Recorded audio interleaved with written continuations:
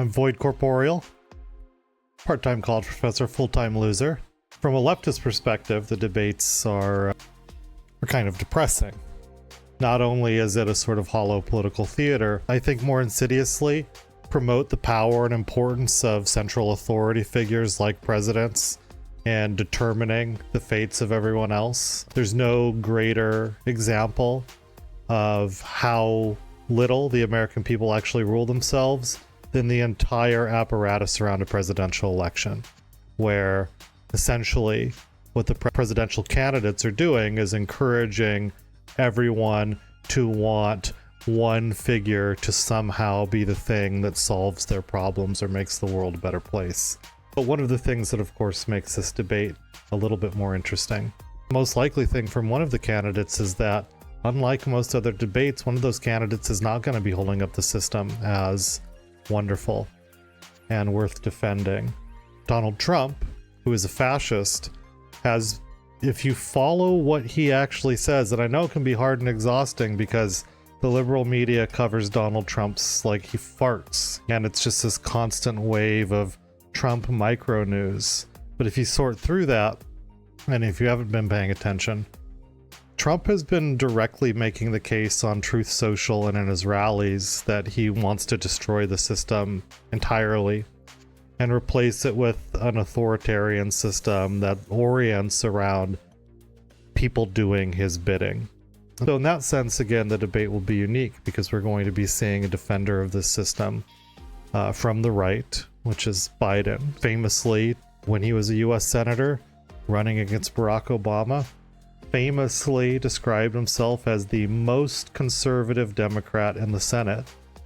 And we're going to be seeing an attack on the system from the right in the form of fascist Donald Trump, who wants an actual dictatorship that's centered around worship of him and his big brain and his beautiful Germanic blood and all the shit he actually says about himself. Reading a lot of stuff on Twitter and seeing what a lot of people say, and a lot of it is stuff that sort of leftists would say for any given debate, like, it's not going to change anything. What does it matter? The two candidates are the same. And I'm not at all trying to big up Biden.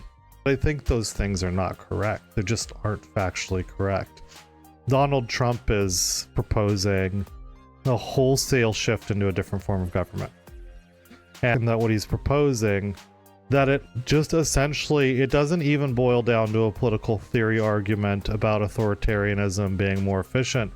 It's purely that Donald Trump is the smartest person who ever lived, is the only one who can make the right decisions about every single phenomena within US politics and culture, and that he must be given the power to completely reshape everything from family relations to international politics and the entire economy. And that's the platform of the Republican Party. I do think there's a sort of unfortunate cultural feedback loop where leftists are generally the ones that are most conscious and most likely to ring the alarm bells and beat the drums about fascism. I think weirdly because liberals have finally joined in on that somewhat around Trump, and because liberals refuse to see the dangers and problems in Biden, that leftists have sort of weirdly come to determine that Biden is the same as an actual fascist. He's not. He's a neoliberal authoritarian. It might seem like it's not much of a distinction, but it is a fairly important distinction. One of the things that's quite depressing about this distinction is that while Biden's not a fascist, the neoliberal transformation of the US economy, primarily overseen by the Democratic Party during the last 50 years, it is the thing that builds the basis for growing a fascist counterpolitics. So neoliberalism presents its own sort of forms of authority, limitation, oppression, and violence. And one of the things that comes with it is it also builds its own right-wing counterforce that hates neoliberalism for similar but different reasons than leftists and progressives hate neoliberalism.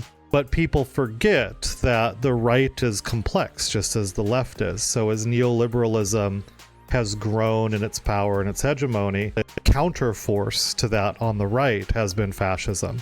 And so we are in a moment historically where that growth, that watering, the fertilizing, the tending to the bed of fascism that neoliberalism has been engaged in for decades, it's bearing fruit. The tree is growing stronger out of that garden. Which means that I believe leftists should acknowledge that Trump represents a serious threat and a change in material conditions which will harm left projects even further. Happy to elaborate on that as we go on.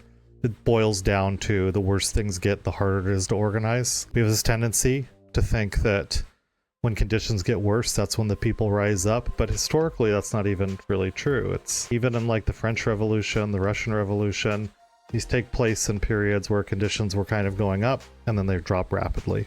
It's a pattern that's very recognizable.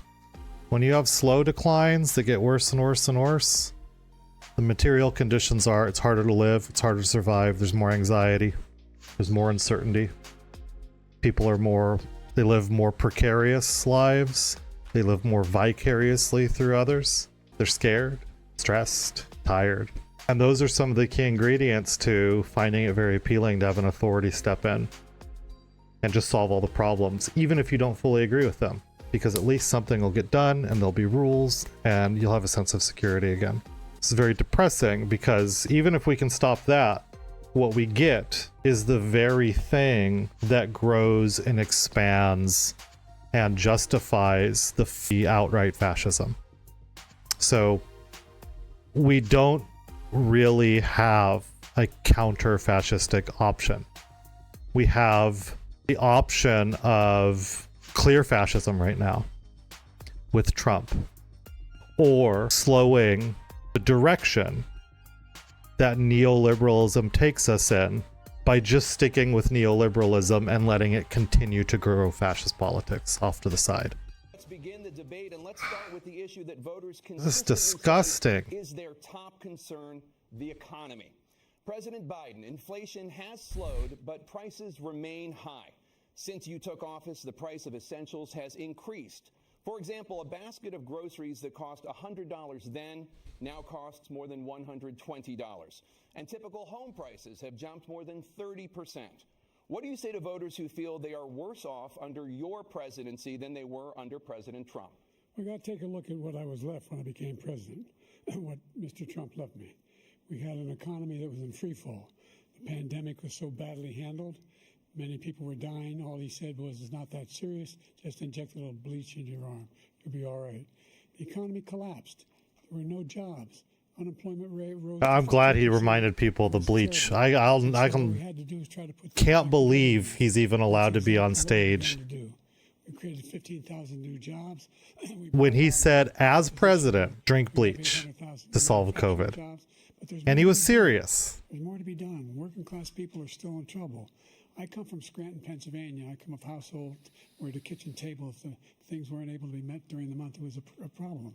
Price of eggs, the price of gas, the price of housing, the price of a whole range of things. This is smart too. Remind everyone that Trump was born into a real estate empire. Reduce the price of housing.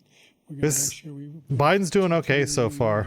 We're going to make sure we cap rent. In the theater of this, I mean. Take over. The combination, what I was left with. Remind people the bleach, shift the blame to Trump. In addition to that, remind everyone that Trump's a little rich boy. Take a look at all that was done in his administration.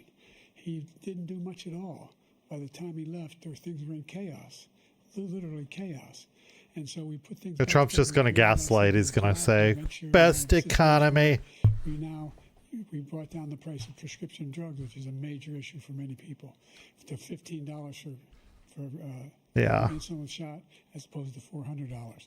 No senior has to pay more than $200 for any drug, all the drugs they can include beginning next year. And the situation is and we're going to make that available to everybody, to all Americans. So we're working to bring down the price around the kitchen table, and that's what we're going to get done.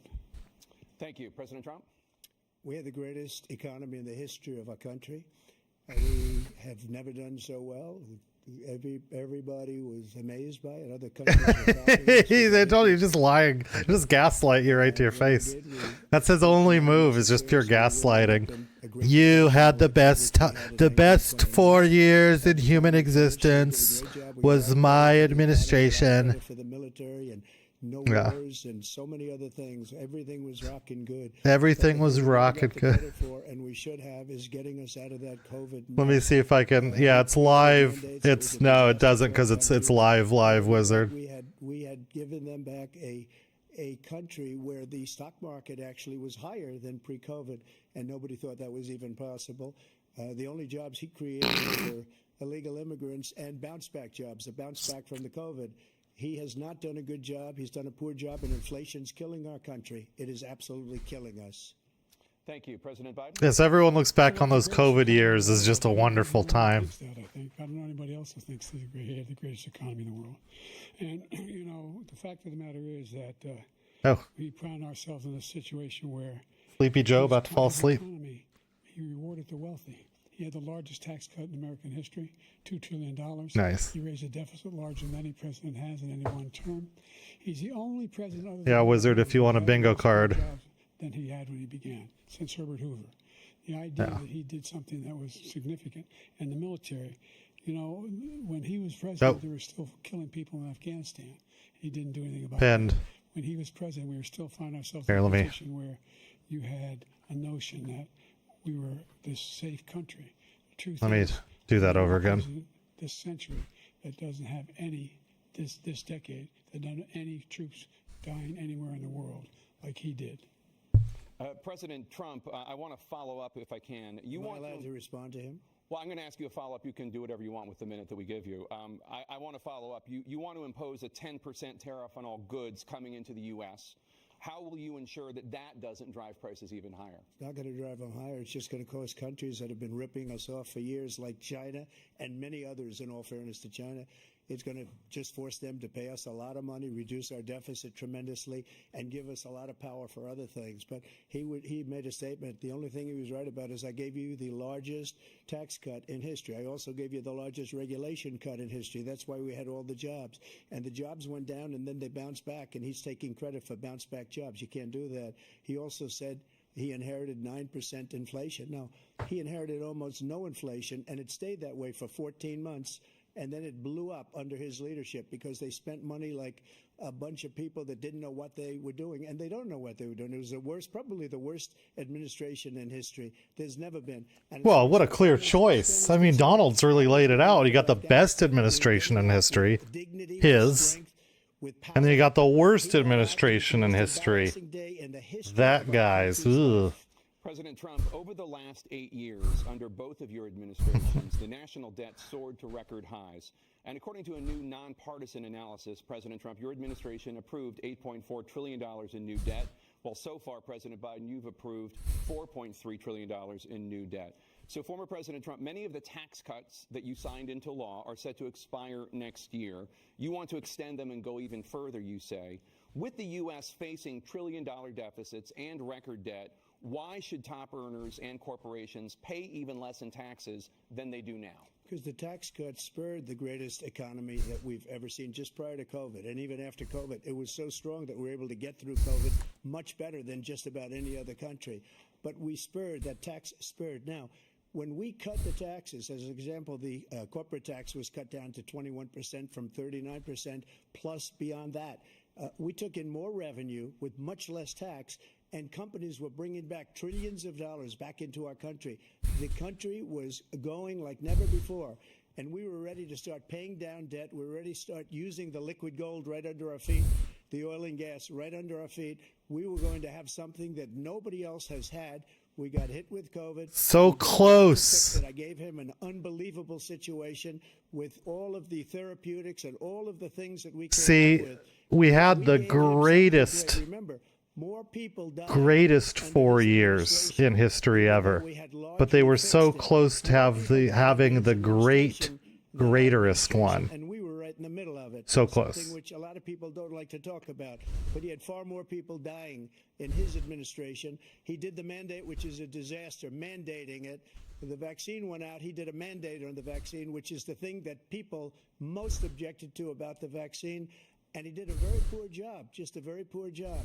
And I will tell you, not only poor there, but throughout the entire world, we're no longer respected as a country. They don't respect our leadership.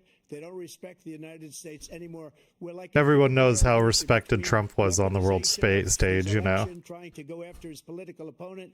All of the Even North Korea was clowning this guy. Nation, and it's a shame. The damage he's done to our country. And I'd love to ask him, and will, why he allowed millions of people to come in here from prisons, jails, and mental institutions to come into our country and destroy our country. President Trump, we will get to immigration later. How this Republican fantasy that the United States is like some, like, hellscape, you know, like rape gangs going across the country and like mass, just like bodies hanging from freeway overpasses, like it's the Mad Max world, you know. We have 1,000 trillionaires in America. I mean, billionaires in America. And what's happening? They're in a situation where I believe so. 8.2% in taxes. If they just paid 24%, 25%, either one of those numbers, they'd raise $500 million, billion dollars, I should say, in a 10-year period. We'd be able to wipe out his debt. We'd be able to help make sure that all those things we need to do, child care, elder care, making sure that we continue to strengthen our healthcare system, making sure that we're able to make That's right, Fossabot. a solitary person eligible for what I've been able to do with the with the COVID, with dealing with everything we have to do with, look, if No. beat Medicare. Thank you, President Biden. President Trump? Well, he's right. He did beat Medicare. He beat it to death, and he's destroying Medicare because all of these people are coming in. They're putting them on Medicare. They're putting them on Social Security. They're going to destroy Social Security. This man is going to single-handedly destroy Social Security. These millions and millions of people coming in, they're trying to put them on Social Security. He will wipe out Social Security. He will wipe out Medicare. So he was right in the way he finished that sentence. And it's a shame.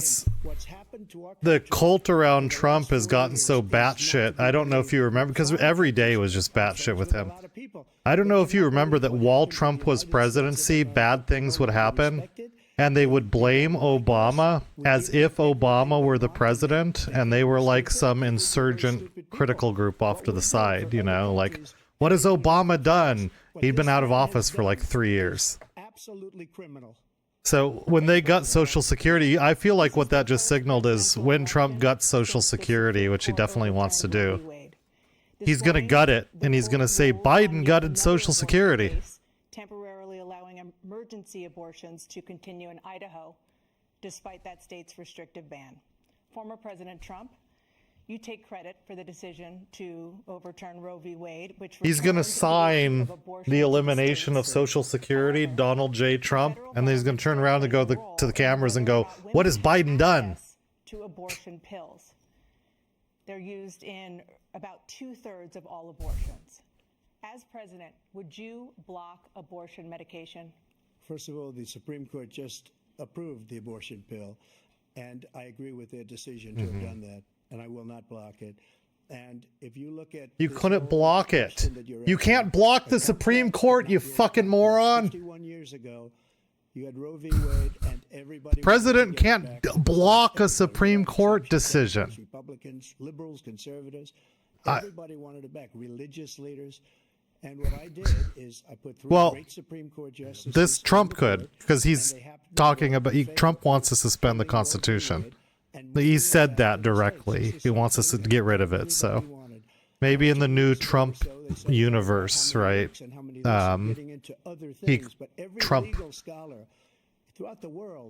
Trump could block a Supreme Court ruling. Back to the states. I did that. Now the states are working it out. If you look at Ohio, it was a decision. Yeah. It was an end result. Yeah. It was a little bit more liberal than you would have thought. They have it really. I mean, Texas is different. the stuff, the internal planning for the next Trump administration, a lot of it has like come to light. And Trump's campaign has actually confirmed most of it. So like they're outright fascists. There's no veneer anymore. It's there. They want to get rid of the Constitution. They're going to gut the federal bureaucracy and replace them with cronies that will just willingly follow like rule by decree of the president. They are 100% committed to getting rid of the Republican constitutional democracy. Outright, like with their words, that's what they say. What happened is we brought it back to the states, and the country is now coming together on this issue. It's been a great thing. Thank you. President Biden? It's been a terrible thing, what you've done. The fact is that the vast majority of constitutional scholars supported Roe when it was decided. Supported Roe. And that's this idea that they're all against it is just ridiculous. And this is the guy who says the states should be able to have it. We're in a state where in 6 weeks, you don't even know whether you're pregnant or not, but you cannot see a doctor, and have him decide on what your circumstances are, whether you need help. The idea that states are able to do this is a little like saying we're going to turn civil rights. Especially when Biden's talking. Let each state have a different rule. Look, there's so many young women who have been, including a young woman who just. Tell me if that's enough, Wizard. I'll adjust it more. He went to the funeral. The idea that she was murdered by an immigrant coming in. They talk about. Oh God, Joe, this should be a home run for you. Young women are being raped. Just talk about women's right to choose. Spouses, brothers and sisters. Talk about not letting the government get in the way of the relationship between a doctor and a patient. Thank you. Talk about bodily autonomy. There's so many, we've had this issue for like 60 years. There's so many one-line zingers. Stop fucking stumbling about. Anywhere in the world. And he opened it up, and these killers are coming into our country, and they are raping and killing women. And it's a terrible thing. As far as the abortion is concerned, it is now back with the states. The states are voting. In many cases, it's frankly a very liberal decision. In many cases, it's the opposite. But they're voting, and it's bringing it back to the vote of the people, which is what everybody wanted, including the founders, if they knew about this issue, which, frankly, they didn't. But they would have. You don't know. Everybody wanted it brought back. Ronald Reagan wanted it brought back. He wasn't able to get it. Everybody wanted it brought back, and many presidents had tried to get it back. I was the one to do it. And again, this gives it the vote of the people, and that's where they wanted it. Every legal scholar wanted it that way. Staying on the topic of abortion, President Biden, 7 states. Every legal scholar wanted it that way. What a fucking moron. Topic. 7 states have no the gaslighting just never. Everything's a gaslight with him. Pregnancy, a woman can obtain an abortion. Do you support any legal? Oh my God! Look at Biden's face there. Jesus Christ! Somebody get an earpiece in him, so someone can tell him to just change his fucking face. Between the woman and the doctor. Second time is between the doctor. He looked terrified and confused. The third time is between the doctor.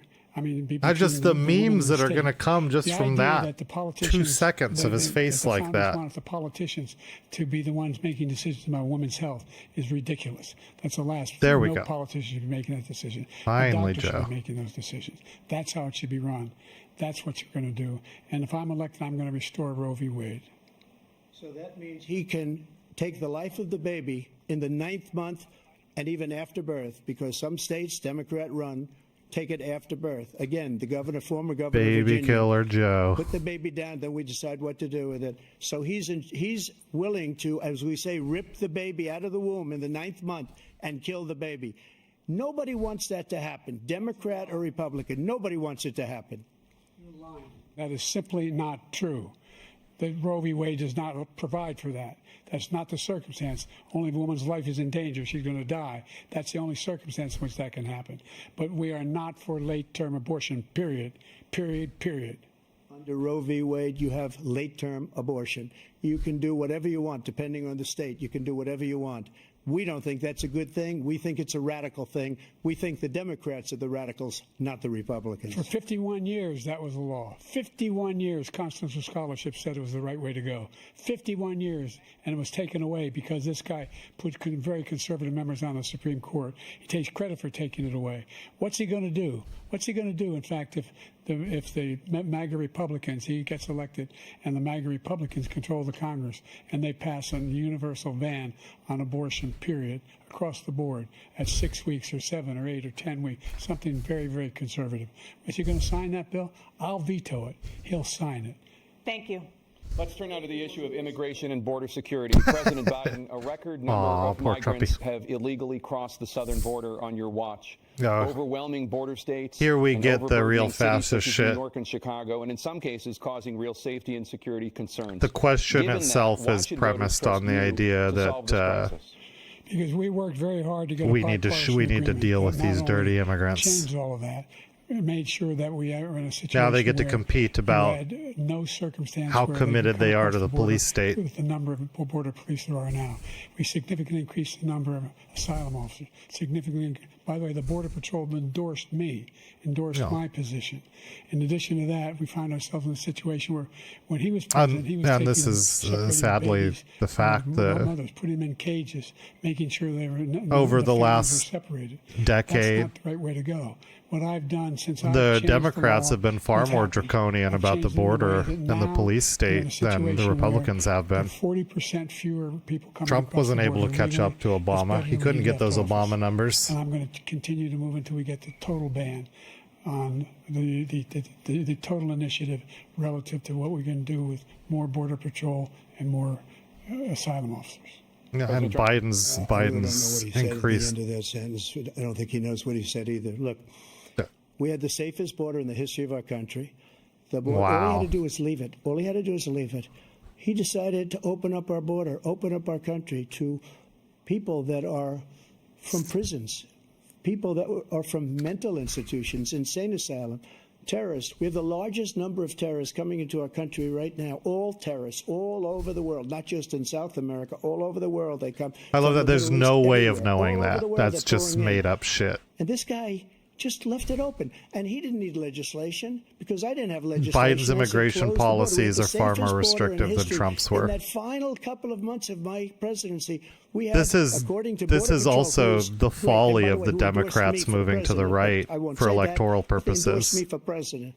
They can Obama and Biden can and have had the most draconian immigration policies in U.S. history. And people are dying all over the place. And it doesn't matter because the Republicans will just say it's open borders. Anything crossing the border is one who came along and killed 3. And that's what people believe. Killed an Al-Qaeda person come in and his administration, killed 3 American soldiers. Kill 3 American soldiers. That's the only terrorist that's there. I'm not saying no terrorists. The Democrats have tried to buy electoral points with the lives of a lot of immigrants, the destruction of a lot of families, the separation of a lot of children from parents. President Trump, staying on the topic of immigration, and it really hasn't worked. They haven't bought the points they thought they were going to buy. Does that mean that you will deport all the misery they've caused with their immigration policies, their restrictive immigration policies, and it doesn't matter. They're still just perceived as being weak at the border. And if so, how will you do it? Just 1 second. He said we killed 3 people. The people we killed are al-Baghdadi and Soleimani, the 2 greatest terrorists, biggest terrorists anywhere in the world. And it had a huge impact on everything, not just border, on everything. He's the one that killed people with the bad water, including hundreds of thousands of people dying and also killing our citizens when they come in.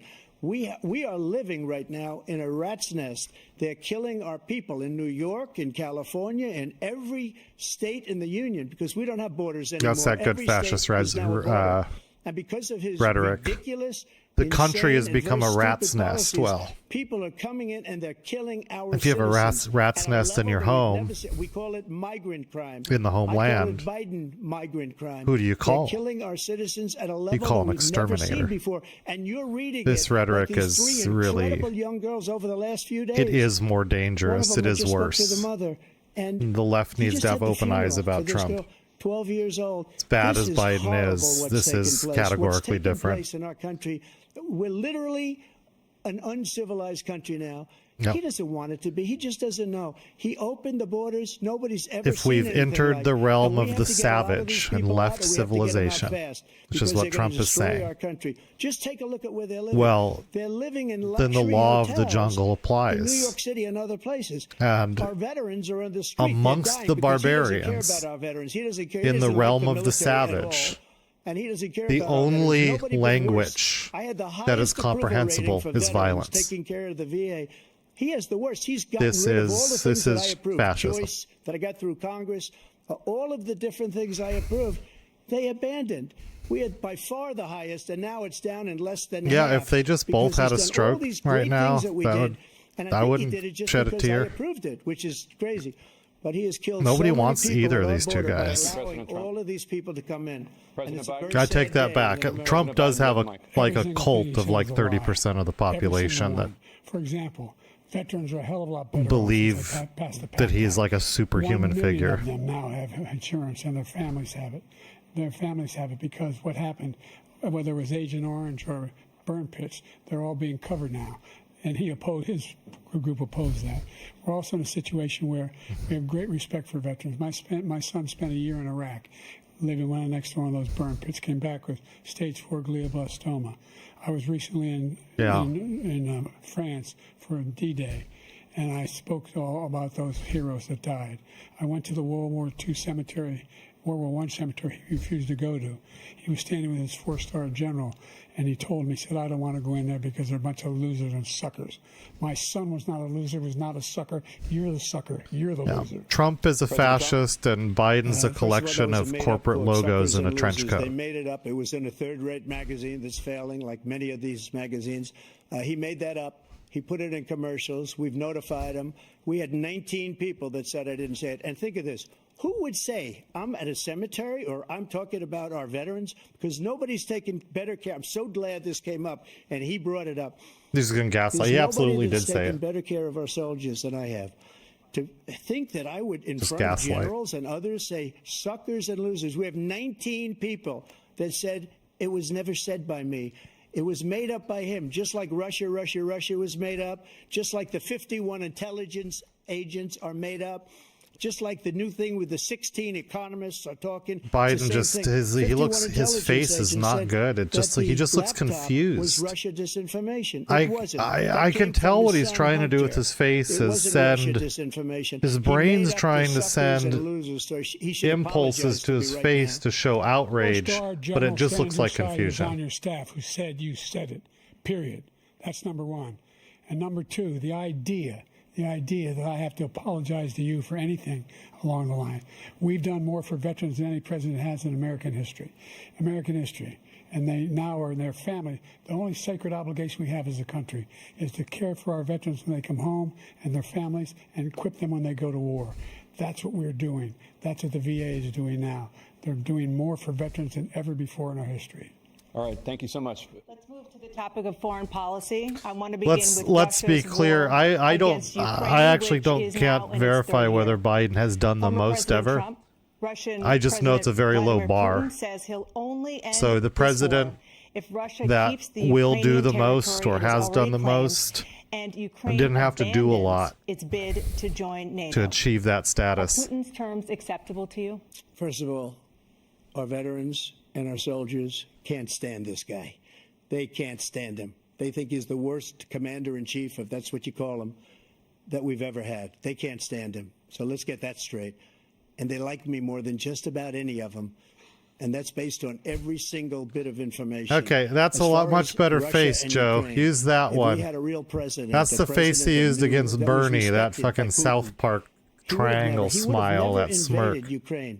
A lot of people He are just dead had that right thing now, on the much whole more than fucking people time know. Bernie You know, was they talk about talking numbers. You in can double those numbers, 2016. maybe triple those numbers. Use that He did one. Put nothing that to one stop it. on In fact, with I think everything he Trump says. encouraged It's much Russia from better than going the in. wear am I I'll tell you what face. happened. He was so bad with Afghanistan. It was such a horrible embarrassment, most embarrassing moment in the history of our country, that when Putin watched that and he saw the incompetence, that he should have fired those generals, like I fired the one that you mentioned, and so he's got no love lost, but he should have fired those generals. No general got fired for the most embarrassing moment in the history of our country, Afghanistan, where we left billions of dollars of equipment behind. We lost 13 beautiful soldiers, and 38 soldiers were obliterated. And by the way, we left people behind, too. We left 13 beautiful soldiers. When Putin saw that, he said, you know what? I think we're going to go in and maybe take this was his dream. I talked to him about it, his dream. The difference is he never would have invaded Ukraine. Never. Just like Israel would have never been invaded in a million years by Hamas. You know why? Because Iran was broke with me. I wouldn't let anybody do business with them. They ran out of money. They were broke. They had no money for Hamas. They had no money for anything. No money for terror. That's why you had no terror at all during my administration. This place, the whole world is blowing up under him. President Biden? Never heard so much malarkey in my whole life. Look, the fact of the matter is that he said malarkey. Let's take the last point first. Is that on the bingo card? Iran attacked American troops, caused brain damage for a number of these troops, and he did nothing about it. Recently, not when he was president, they attacked. He said they're just having He just said that the United States was on the verge of collapsing Iranian society under Trump. That's how far Trump's horseshit goes. Because of him, single-handedly, Iranian society was on the verge of total collapse. So close. And that's exactly so close to getting them. To Putin, encourage him, do whatever you want, and he went in. And listen to what then this election was stolen by Biden, and it ruined everything. And now the world's gone to shit. That's what he wanted to reestablish, Kyiv, and he in fact didn't do it at all. He didn't. How implicitly everything Trump's saying, it actually feeds the coup justification. President Trump, because every point Trump's made comes back to how great things were, but it was actually on the verge of being even greater, the greatest of the greatest. It was so close. He just needed a little bit more time. He led everybody along. He's given what went wrong, Trump? The obvious Ukraine. answer is that the election was stolen, and now things have gone to shit. I don't think there's ever been anything like it. Every time that Zelensky comes to this country, he walks away with $60 billion. He's the greatest salesman ever. And I'm not knocking him. I'm not knocking anything. I'm only saying the money that we're spending on this war, and we shouldn't be spending, it should have never happened. I will have that war settled between Putin and he was to have that 1,000-year Reich locked up before I take office on January 20th. I'll have if only he had a few more weeks. People being killed so needlessly, so stupidly, and I will get it settled, and I'll get it settled fast before I take office. President Biden, you have a minute. The fact is that Putin is a war criminal. He's killed thousands and thousands of people. And he has made one thing clear. He wants to reestablish what was part of the Soviet Empire, not just a piece. He wants all of Ukraine. That's what he wants. And then you think he'll stop there? Do you think he'll stop when if he takes Ukraine? What do you think happens to Poland? What do you think of Belarus? What do you think happens to those NATO countries? And so if you want a war, you ought to find out what he's going to do, because if in fact he does what he says and walks away, and by the way, all that money we give Ukraine are from weapons we make here in the United States. We give them the weapons, not the money at this point. And our NATO allies have produced as much funding for Ukraine as we have. That's why we're strong. Thank you. Moving on to the Middle East. In October, Hamas attacked Israel, killing more than 1,000 people and taking hundreds of hostages. Among those held and thought to still be alive are 5 Americans. Israel's response has killed thousands of Palestinians and created a humanitarian crisis in Gaza. President Biden, you've put forward a proposal to resolve this conflict, but so far Hamas has not released the remaining hostages, and Israel is continuing its military offensive in Gaza. So what additional leverage will you use to get Hamas and Israel to end the war? You have 2 minutes. Number one, everyone from the United Nations Security Council straight through to the G7 to the Israelis and Netanyahu himself have endorsed the plan I put forward. Which has 3 stages to it. The first stage is trade the hostages for a ceasefire. Second phase is a ceasefire with additional conditions. The third phase is the end of the war. The only one who wants the war to continue is Hamas, number one. They're the only ones standing out. We're still pushing hard to get them to accept. In the meantime, what's happened? In Israel, we're finding that the only thing I've denied Israel was 2,000-pound bombs. They don't work very well in populated areas. They kill a lot of innocent people. We're providing Israel with all the weapons they need and when they need them. And by the way, exactly. I'm the guy that organized That's exactly what you're doing. When they had a full-blown intercontinental ballistic missile attack on Israel. No Biden just lost so many votes. One Israeli was accidentally killed, and it just stopped. We saved Israel. From a purely sports perspective of the election, and so that's morality aside, Hamas cannot be allowed to Biden's not going to pick up a single vote from pro-Zionists who think he's not going far enough and favor Trump. Greatly weakened Hamas. Greatly weakened. Biden could give Israel more nukes, but you've got to be careful. And he's not going to pick up more votes from people who think he's not going far enough and prefer Trump for that reason. But Biden can lose votes from people who believe in the freedom of the Palestinian people. And he just lost even more by saying that shit on stage right there. I got them to put up hundreds of billions of dollars. The Secretary General of NATO said Trump did the most incredible job I've ever seen. They wouldn't have any. They were going out of business. We were spending almost 100% of the money was paid by us. He didn't do that. He's getting all. You got to ask these people to put up the money. We're over $100 billion more spent, and it has a bigger impact on them because of location, because we have an ocean in between. You got to ask them. As far as it's so insulting how much Trump's entire approach is predicated the only one who wants to keep going is Hamas. On assuming and you should let him go and that let him people finish the don't job. know anything about He's anything. become like a Palestinian, but they don't like him because he's a very bad Palestinian. He's a weak one. President Biden, you have a minute. I've never heard so much foolishness. This is a guy who wants to get out of NATO. Are you going to stay in NATO? He's going to pull out of NATO. Trump is preying on people who think the way that international relations works is that you call up the other leader and you give him a stern talking to, and then you say, no more money. In fact, you have Putin continue to go into NATO. We have an Article 5 agreement. Attack on one is attack on all. You want to start exactly. The keeps talking about, go ahead. Let in Putin go in and age of the internet, Ukraine, the move on to Poland and other places. Effect, the legacy of this kind of debate is just going to be stills of Biden looking confused. Nations around the world to support Ukraine. None of these sound bites matter. South Korea, because they understand that this kind of dislocation has a serious threat to the whole world peace. No major war in Europe. The evolution of presidential theater has gone from just to follow up, would you support journalists the creation of an reporting independent on Palestinian state in order to achieve peace in the region? I'd have to see, but before we like do that, the problem we have train car rallies, the train tours, made great trade deals with to radio performances and oration, they're about the same size economically.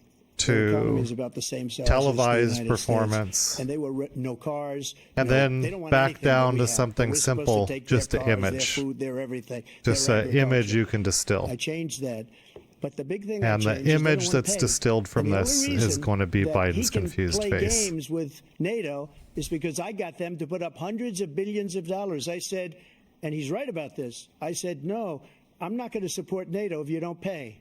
They asked me that question. Would you guard us against Russia at a very secret meeting of the 28 states at that time, nations at that time? And I said, no, if you don't pay, I won't do that. And you know what happened? Billions and billions of dollars came flowing in the next day and the next months. But now we're in the same position. We're paying everybody's bills. Let's turn to the issue of democracy. Former President Trump I want to ask you about January 6, 2021. After you rallied your supporters that day, some of them stormed the Capitol to stop the constitutionally mandated counting of electoral votes. As president, you swore an oath to, quote, preserve, protect, and defend, unquote, the Constitution. What do you say to voters the who issue believe of that you democracy? violated that Yeah, oath through your actions and inaction thank on you for January just 6th, and worry highlighting that you'll do it again? Well, I don't the think too many construction believe of that. that, Let me tell you Wizards. about January 6th. On January 6th, we had a great border. Nobody coming through, very few. On January 6th, we were energy independent. On He's January justifying 6th, we had it. the lowest taxes ever. He's justifying we had the it. lowest What did I regulations say ever. earlier? On January 6th, we were respected all over the world. All over the world, we were respected. And then he comes in, and we're now laughed at. We're like a bunch of stupid people. The crime of January 6th reputation was that under the this coup man's failed. leadership is horrible, including weaponization, which I'm sure at some point you'll be talking about, where yeah. he goes after his political opponent because he can't beat him fair It's and fascism. square. You have 80 seconds left. My question was, what do you say to those voters who believe that you violated your constitutional oath through your actions and inaction on January 6, 2021, and worry that you'll do it again? Well, I didn't say that to anybody. I said peacefully and patriotically. And Nancy Pelosi, if you just watched the news from 2 days ago, on tape to her daughter, who's a documentary filmmaker, they say, but she's saying, oh, no, it's my responsibility. I was responsible for this because I offered her 10,000 soldiers or National Guard, and she turned them down. And the mayor in writing, by the way, the mayor, in writing. This is one of the saddest things about just the Trump supporters is that entire January 6th commission had like Trump's own kids saying like, hey, we were begging him to do something. And then he walked into the dining room and ate hamburgers and just watched the news. There's a lot of people coming. You could feel it. You could feel it too, and you could feel it. It should not be possible for Trump to get away with saying that he wanted to stop it. And she now admits that she turned it down. And it was the same day she was documentary filmmaker because it made her into a liar. Filmmaker. She said, "I take full responsibility for January 6th." President Biden. Look, he encouraged those folks to go up on Capitol Hill. Number one, I sat in the dining room off the Oval Office. He sat there for 3 hours. 3 hours watching, being begged by his vice president and a number of his colleagues on the Republican side as well. And his kids. To do something, to call for a stop, to end it. Instead, they talked about these people. Sean Hannity texting him, and do something about this. It's making us look bad. The optics. He says he'll now forgive them for what they've done. They've been convicted. He says he wants to commute their sentences and say that no. But he went to every single court in the nation. I don't know how many cases, scores of cases, including the Supreme Court, and they said, no, this guy is responsible for doing what was done. Yeah. He did do a damn that thing, came out with that Fox lawsuit. Was all the Fox anchors were texting Trump too, saying, he wants to let them all out. And send the troops in, do something. Such a whiner that he is, that it could be a bloodbath. Thank you, President Biden. President Trump. What they've done to some people that are so innocent, you ought to be ashamed of yourself. What you have done, how you've destroyed the lives of so many people.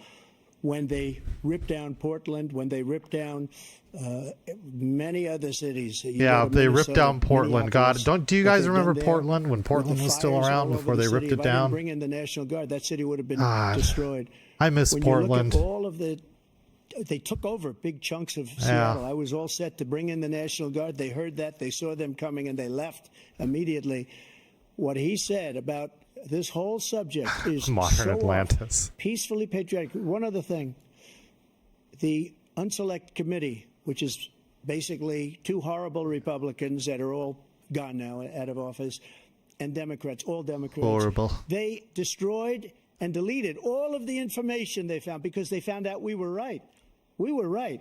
And they deleted and destroyed all of the information. They should go to jail for that. If a Republican did that, they'd go to jail. Thank you, President Trump. President Biden, I want to give you a minute.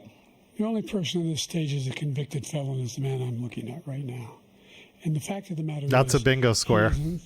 What he's telling you is simply not true. The fact is that there was no effort on his part to stop what was going on. up in Capitol Hill, and all those people, every one of those who are convicted, deserves to be convicted. The idea that they didn't kill somebody just when they broke down doors, broke the windows. Somebody ought to rebuild that occupied city. Offices, turned over desks, turned them over statues. The idea that those people are patriots, come on.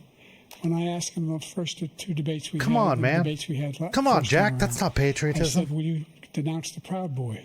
He said, no, I'll tell them to stand by. The idea he's refusing, will you denounce these guys? Will you denounce the people we're talking about now? Will you denounce the people who attacked that Capitol? What are you going to do? No, he said he'll pardon them. Give you a Why ask him? Say, you said you'd pardon them. After a jury convicted you of 34 felonies last month, you said if reelected, you would, quote, have every right to go after, unquote, your political opponents. You just talked about members of the Select Committee on January 6th going to jail. Your main political opponent is standing on stage with you tonight. Can you clarify exactly what it means about you feeling you have every right to go after your political opponents? Well, I said my retribution is going to be success. We're going to make this country successful again, because right now it's a failing nation. My retribution is going to be success. But when he talks about a convicted felon, his son is a convicted felon. Okay, his son's not running for president. Going to be convicted probably numerous other times. Should have been convicted before, but his Justice Department let the statute of limitations lapse on the most important things. That's but he could literally be a Trump felon as soon as he on gets his out of Truth office. Social Could be a tweeted, convicted "I am felon your with all of the retribution." Things that he's done horrible things. All of the death caused at the border. Telling the Ukrainian people that we're going to want $1 billion or you change the prosecutor. Otherwise, you're not getting $1 billion. If I ever said that, that's quid pro quo. That we're not going to do anything. We're not going to give you $1 billion unless you change your prosecutor, having to do with his son. This man is a criminal. This man, you're lucky. You're lucky. I did nothing wrong. We'd have a system that was rigged and disgusting. I did nothing wrong. Thank you, President Trump. President Biden, I you have did said, perfect phone call, perfect presidency, perfect German brain and blood. Idea wrong relative to what you're talking about is outrageous. It's simply a lie, number one. Number two, the idea that you have a right to seek retribution against any American just because you're president is wrong. It's simply wrong. No president's ever spoken like that before. No president in our history has spoken like that before. Number three, the crimes. Look at this fucking Mussolini face he's doing. That's how much like billions of dollars do you owe in civil penalties for molesting a woman in public, for doing a whole range of things, of having sex with a porn star on the night while your wife was pregnant. I mean, what are you talking about? You have the morals of an alley cat. Yeah. Give you a minute, sir. I didn't have sex with a porn star, number one. Number two, that was a case that was started and moved. They moved a high-ranking official, a DOJ, into the Manhattan DA's office to start that case. That case is going to be appealed. This is U.S. politics. This is where we're at. Judge, Democrat. The prosecutor were all high-ranking Democrats. At the level of the presidential debate, both the civil and the criminal. We have got to hear a presidential candidate say, I did not have sex with a porn star. The public found out about these cases because they understand. I did not have sex with a porn star.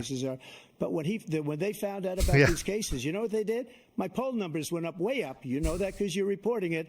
And we took in more money in the last 2 weeks than we've ever taken in the history of any campaign. I don't think any campaign has ever taken. Hundreds of millions of dollars came pouring in because the public knows it's a scam and it's a guy that's after his political opponent because he can't win fair and square. Thank you, President Trump. President Biden, you have said, quote, Donald now, Trump and his this is funny, but actually one of the most dangerous things of Trump sort of configuring a counter-hegemonic shift into fascism is this idea that things are rigged. The more they know about what he's done. Because what it does is it normalizes the idea that the president does control every aspect of society, from the international economy down to the level of individual human interactions. The president is the puppet master of that. Normalizes that as the framework and the stakes, and then reimposes the question, who would you want and trust to have that much control? It's me, because I'm so smart. on torches, and singing the same anti-Semitic bile they sang. So it seems silly and ridiculous when he's like, it's rigged, and but it actually is very fundamental to achieving the cultural shift. The people who, the ones who got killed, the one who tried to stop it, and the it's one who way said, more insidious than it seems. Both sides. What American because he's already got a huge portion of the American population believing that everything's rigged against him, that it's even possible to do that with the current system. And this is the guy who says Hitler's done some good things. I'd like to know what they are. The good things Hitler's done, that's what he said. This guy has no sense of American democracy. President Trump. Jake, both of you know that story has been totally wiped out, because when you see the sentence, it said 100% exoneration on that. So he just keeps it going. He says he ran because of Charlottesville. He didn't run because of Charlottesville. He ran because it was his last chance. He's not equipped to be president. You know it, and I know it. It's ridiculous. We have a debate. We're trying to justify his presidency. His presidency is, without question, the worst president, the worst presidency in the history of our country. We shouldn't be having a debate about it. There's nothing to debate. He made up the Charlottesville story, and you'll see it's debunked all over the place. Every anchor every reasonable anchor has debunked it. And just the other day, I watched the whole press conference live. I mean, that's the level of the gaslighting. He just like story. He knows that, and he didn't run because it didn't happen. What you saw with your own eyes didn't happen. President Biden. And debunked. It happened.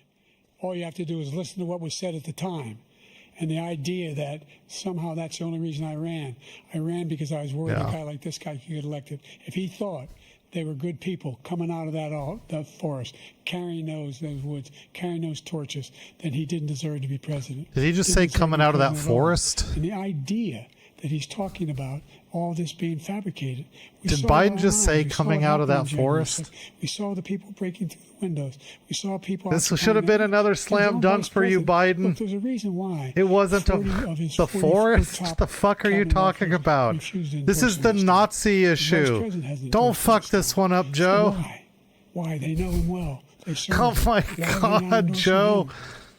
Can you, any other politician, this would have been like T-ball, the Charlottesville thing, and Trump just denied that he even said it? This should have been like Barry Bonds at a fucking T-ball, and Biden had a fucking brain fart in his response. What a pathetic. Yeah, what a disappointing moment coming out of that forest. Like, that's all I hear from his response. This is so bad. I'm enjoying it more than with you here, Cobalt, than I would alone. I sort of agree with you, Wizard. Like, Joe's got the language, the tone to be believable, at least sometimes needs to match the rhetoric. So when Joe is talking about Trump as an existential threat to democracy, that's his strategy. For people to believe that's true, that occasionally you got to punch up the tone to match the severity of that statement. No, I mean, how much of the American public cares? The only way the Stormy Daniels thing kind of matters, I think, to the average voter, it's not even the corporate fraud committed around it. It's the fact that Melania was pregnant with Trump's child. Also keep in mind, I mean, Cobalt, like, you're putting the focus on CNN, I think is really important and really justified. Keep in mind that for the average American, Trump has not had a platform. Trump goes to his rallies and he has his bubble. And so for almost 4 years, this is the first time that kind of like the average person is being exposed to just Trump on his platform, being able to speak directly out them where it's not like clips and things. And they're just letting him have free reign to just make shit up. It's not like it's a surprise that he's doing nothing but gaslighting. While black unemployment dropped to a record low under your presidency, black families still earn far less. That's a quick question, Wizard.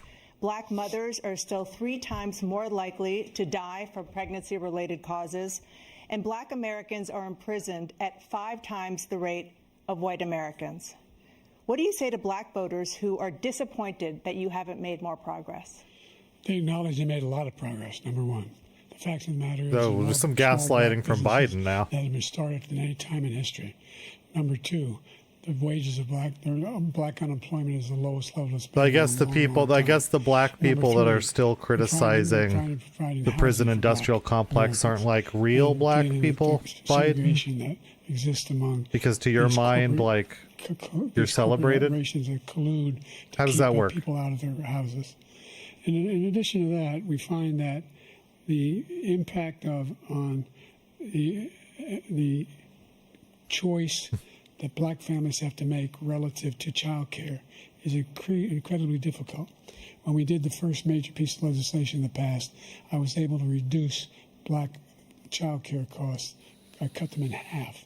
We got to make sure we provide for child care costs. We got to make sure that's the other thing too here is that, like, let's say you gave Biden the benefit of the doubt in the job market.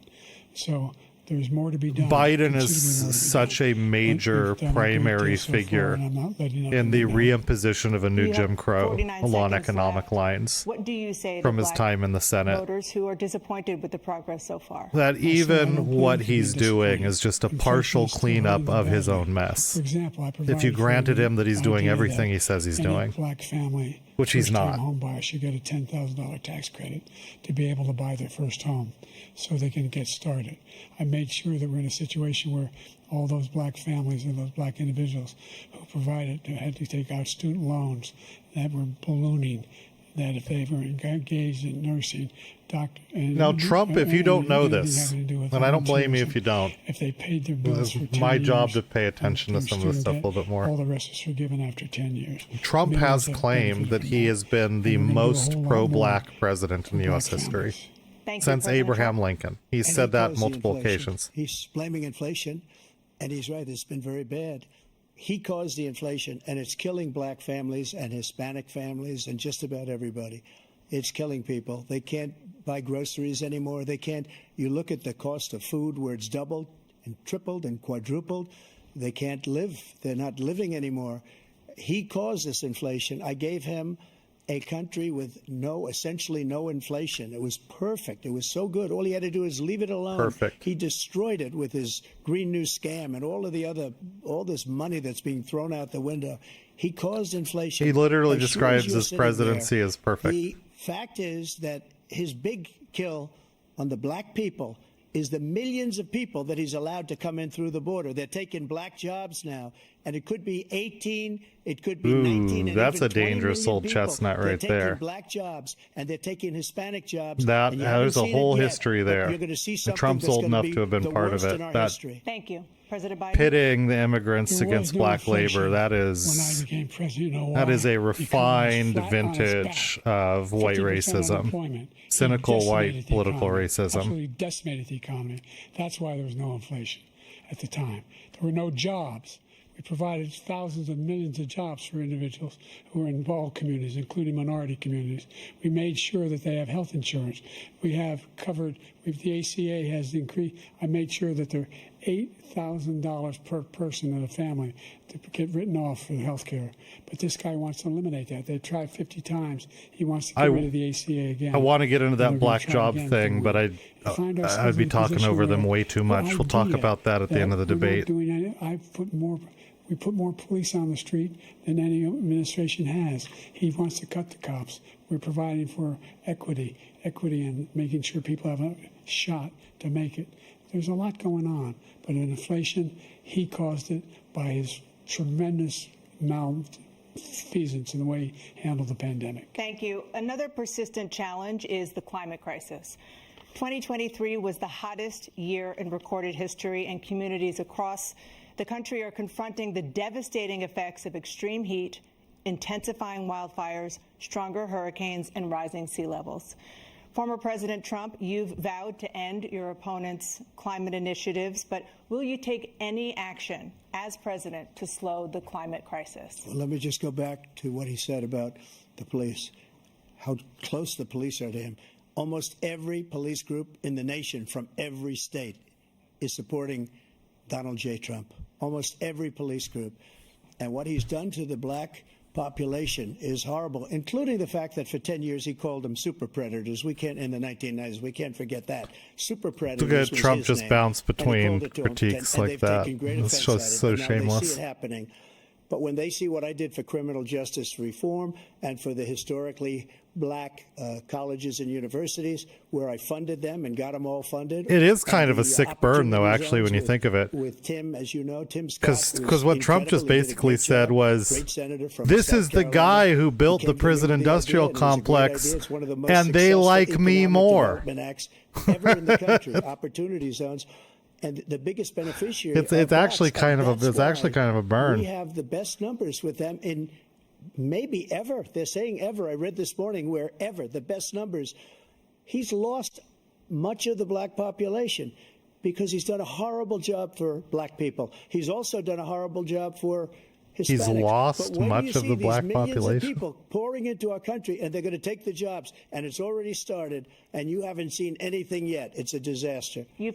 38 seconds left. President Trump, will you take any action as president to slow the climate crisis? So I want absolutely immaculate clean water, and I want absolutely clean air, and we had it.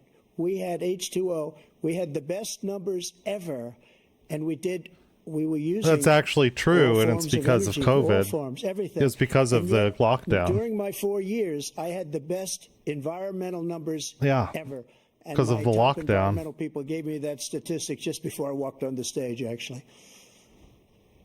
I don't know where the hell he's been. No, and they idea look at them both that trying to he play said both it's true. sides of it. Passed the most Ghost. They're most extensive climate both change of them have done this legislation in thing where they're history. like, In I history. am the most We found pro ourselves, by cop, the way, pro black prison, colleges. I and pro black. $50 billion for HBCUs, historic black universities and colleges, because they don't have. How are you doing, by the they way? don't have Welcome kind to the of channel. Contributors that they have to build these laboratories and the like. Yeah. Any black student is capable in college. Yeah, we had Any white student H2O. can do. They just don't have the money, but now they'll be able to get those jobs in high tech. We're in a situation where the idea that he is claiming to have done something that had the cleanest water. Get those jobs in high tech. He hadn't done a damn thing for the environment. He pulled out of the Those Paris jobs in Peace high Accord, tech. Get those jobs in high tech, guys. I immediately joined it because if we reach 1.5 degrees Celsius at any one point, where there's no way back. Oh, The God. next essential threat to humanity is climate change, and he didn't do a damn thing about it. He must undo all that I've done. The Paris Accord was going to cost us $1 trillion, and China nothing, and Russia nothing, and India nothing. It was a ripoff of the United States. And I ended it because I didn't want to waste that money because they treat us horribly. We were the only ones who was They treat costing us us money. horribly. Nobody else was paying It into is so unfair And to it was us. It was a disaster. Everyone's so But unfair to everything that Trump he and the said Trump just now- I'll give you an presidency. example. I heard him say before insulin. It's so unfair. I'm the one that got the insulin down for the seniors. I took care of the seniors. What he's doing is destroying all of our medical programs because the migrants coming in, they want everybody. God, get that look off your face, Joe. You're just a meme. It's the only thing that's going to come out of this debate is just stills of your But we're face. destroying our country. They're taking over our schools, our hospitals, and they're going to be taking over Social Security. He is destroying Social Security, Medicare, and Medicaid. The idea Yeah, is that exactly. we, in Exactly, fact, guys. we were the only ones of consequence who were not members of the Paris Accord. How can we do anything if we're not able to, the United States can't get its under control? One of the largest polluters in the world. Possibot, number come on. one. We're making significant progress. By 2035, we will have cut pollution in half. We have made significant progress, and we're continuing to make progress. We set up a climate corps for thousands of young people to learn how to deal with climate, just like the Peace Corps. And we're moving in directions that are going to significantly change Did the he say elements of cause of pollution. to deal with But the climate? idea that he claims that Thousands of he has people the to biggest learn to heart deal up there with and he's really climates concerned just about- like the Peace Corps. about I think he pollution said, and about I'm climate. going to type it. I've not seen any indication of that. And by the way, with regard to prescription drugs, That's what I'm going to call one climate company change from now on. agreed that Climates. they would reduce the price to $35, which I was calling for, one, voluntarily. I made sure every company in the world, every Climates. pharmaceutical company, cannot have to pay. Thank you. And by the way, So every day, millions of Americans struggle just to make ends meet. For many older Americans, Social Security provides a critical lifeline. President Biden, if nothing is done to Social Security, seniors will see their benefits cut in just over 10 years. Will you name tonight one specific step that you're willing to take to keep Social Security solvent? Yes, make the very wealthy begin to pay their fair share. Right now, everybody making under $170,000 pays 6% of their income, of their paycheck, every single time they get a paycheck from the time the first one they get from 18 years old. That's funny. Wizards. I've been proposing that everybody, the millionaires pay 1%. 1%. So no one I would not raise the cost of Social Security for anybody under $400,000. After that, I began to make the wealthy begin to pay their fair share by increasing from 1% beyond to be able to. Would you agree you have concerns about the problems that are facing us? 2 seconds left. Are there any other measures that you think that would be able to help keep Social Security solvent, or is that one enough? Well, no, that one enough will keep it solvent. But the biggest thing I'll do if we defeat this man, because he wants to get rid of Social Security. He thinks there's plenty to cut in Social Security. He's wanting to cut Social Security and Medicare, both times. And and if you look at the program put forward by the House Republican caucus, this is something Trump's actually a little bit in trouble on in terms of just the electoral gamesmanship horseshit. We don't need to protect our seniors. It's ridiculous. As a group of voters, seniors are really well informed around threats to their benefits, and Trump did threaten their benefits and has been associated with plans that threaten their benefits. And it's one of the reasons older voters have shifted to Biden. Trump's in big trouble on this one. Like a lot of leftists maybe don't think about this as like a central issue in terms of justice, but in terms of the pure game of the electoral map, there's actually a huge liability for Trump. And Biden continuing to remind seniors of what they already know is one of the smartest things he's doing in this debate. So I've dealt with politicians all my life. I've been on this side of the equation for the last 8 years. I've never seen anybody lie like this guy. He lies. I've never seen it. He can look you in the face. So many other things too. And he's fucked up so many softballs. Everything he does is a lie. It's misinformation and disinformation. That's perfect. This is classic gaslighting. It's a total lie on the military. It's a disgrace. But Social Security, Trump said he didn't say the Charlottesville thing earlier. I don't know, Ghost, if you were watching the whole time, but Medicare, Medicaid, Trump denied that he ever said that the Charlottesville Nazis, that many of them were fine people. He never said it. It's unbelievable. Our veterans are living in the street. Biden made it up. People are living in luxury hotels. He doesn't know what he's doing. And it's really coming back. I've never seen such anger in our country before. President Biden? The idea that veterans are not being taken care of, I told you before. And by the way, when I said suckers and losers, he acknowledged after that he fired that general. That general got fired because he's the one that acknowledged that that's what he said. He was the one standing with Trump when he said it, number one. Number two, the idea that we're going to be in a situation where all these millions and millions, the way he talks about illegal aliens are coming into the country and taking away our jobs. There's a reason why we have the fastest growing economy in the world. The reason why we have the most successful economy. They absolutely do. Cobalt was pointing that out as well. Those 15 Nobel laureates he talked about being phony, those 15 Nobel laureates, economists, they all said that if Trump is reelected, we're likely to have a recession. And inflation is going to increasingly go up. And by the way, worst president in history, 159 presidential scholars voted him the worst president in history. They agreed to a format which essentially limits child care, which many American families the interaction to the candidates.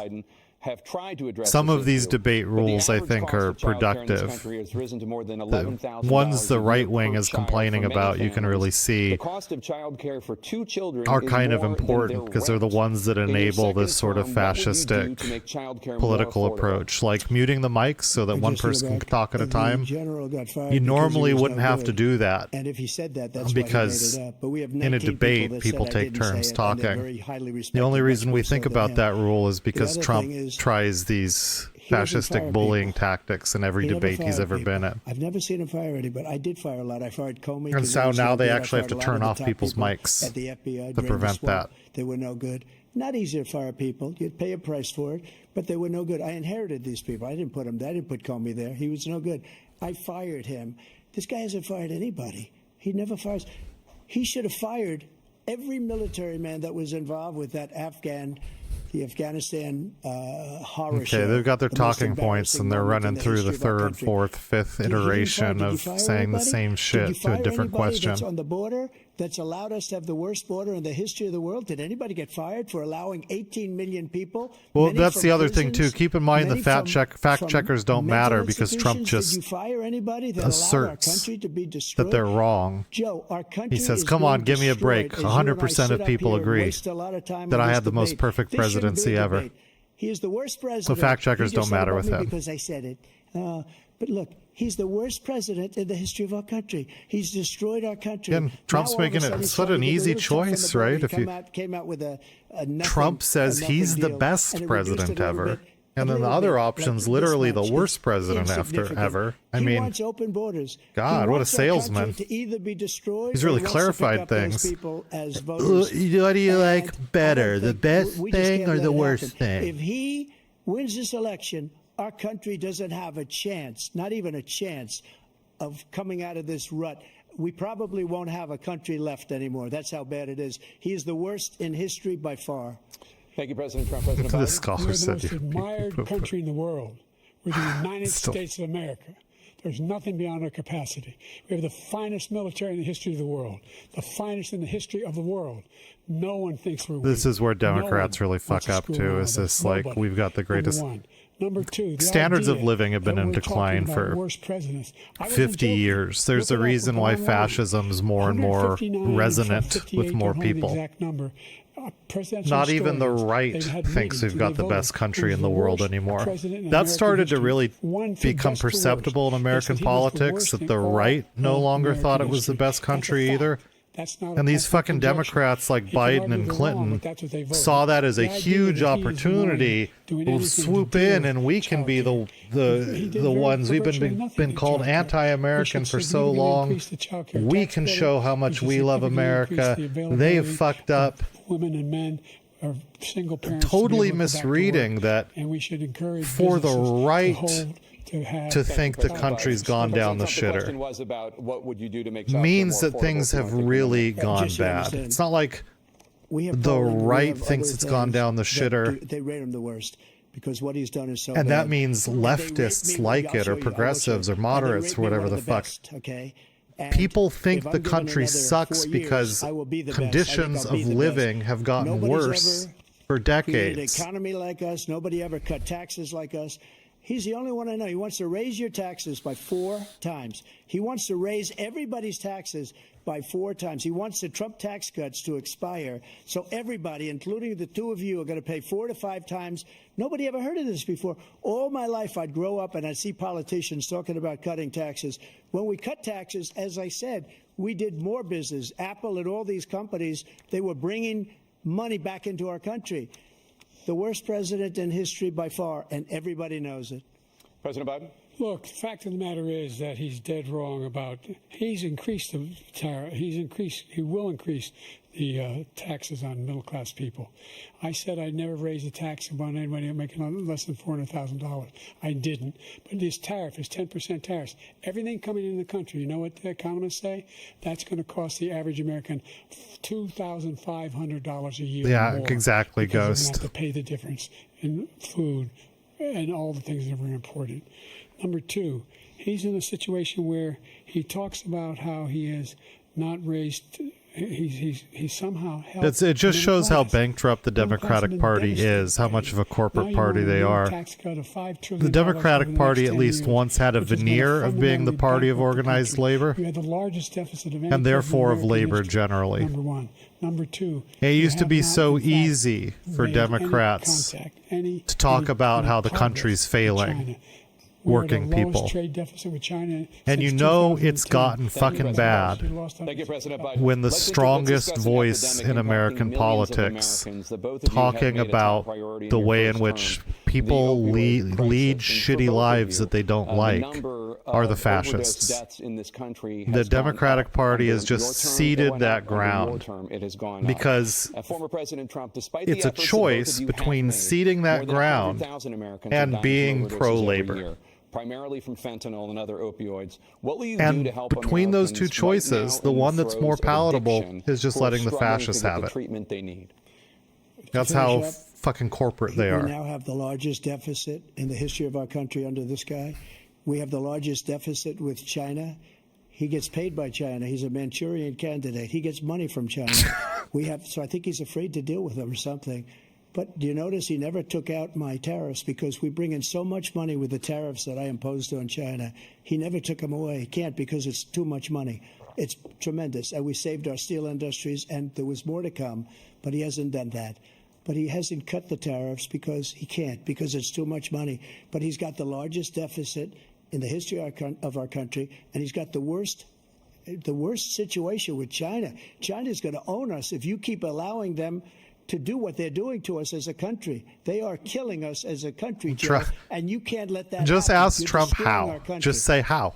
So, President Trump, you have 67 seconds. How The are they? question How was, is that what happening? are you going to do to help Americans in the throes of addiction right now who are struggling to get the They're treatment just moving they on need? from that. Jake, we were doing very well at addiction until the Trump just spouted out some vague, conspiratorial, China's killing us. They're going to own us because of all the things they're doing. All those things that they're doing, and you're doing nothing about any of those things with China. Started to increase. We got great equipment. We bought the certain dog that's the most I think that was a incredible thing that you've particularly ever seen, bad the way they can moment. spot it. We did a lot. Someone And we just had- ask we were him, getting "Whoa, very low how? numbers, What are very these low things?" numbers. Then he came along. To your The mind. numbers, have you seen the Can you numbers elaborate now? on that? What It's are the not only things 18 specifically? million people that I believe is even low because the gotaways, they don't even talk about gotaways.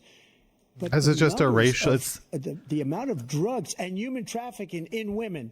Putting aside the across reality our of border. The U.S.-China worst thing trade I've ever relations, Trump doesn't understand the international political economy. This purely is a racist boogeyman, right? That's all it is. China, President Trump, thank you. President Biden? the Asian hordes, their dastardly, secret, nefarious plans, the existential threat that they pose.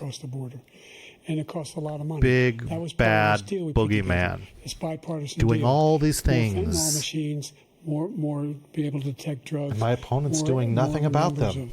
Of agents, more numbers of all. And they're going to own us soon. And when we had that deal done, he called his Republican colleagues, said, "Don't do it. It's going to hurt me politically." No, he never argued it's not a good bill. It's a really good bill. We need those machines. We need those machines. And we're coming down very hard in every country in Asia. This will in be a terms of test because precursors for fentanyl. in every And presidential Mexico is debate, working with us to make sure they don't have the technology to be one able or to the put it other together. candidates is That's what usually we have able to to do. We acknowledge, need like, those machines. Thank you, President Biden. they did do President this Trump, and one again, thing the well. I question is agree about with that. Americans My in the hat's throes off of to them. addiction right now, struggling to get the treatment. I wonder they if need. Trump's capable of that. Because this does pertain to it. He ended Remain in Mexico. He ended catch and release. I made it catch and release in Mexico, not catch and release here.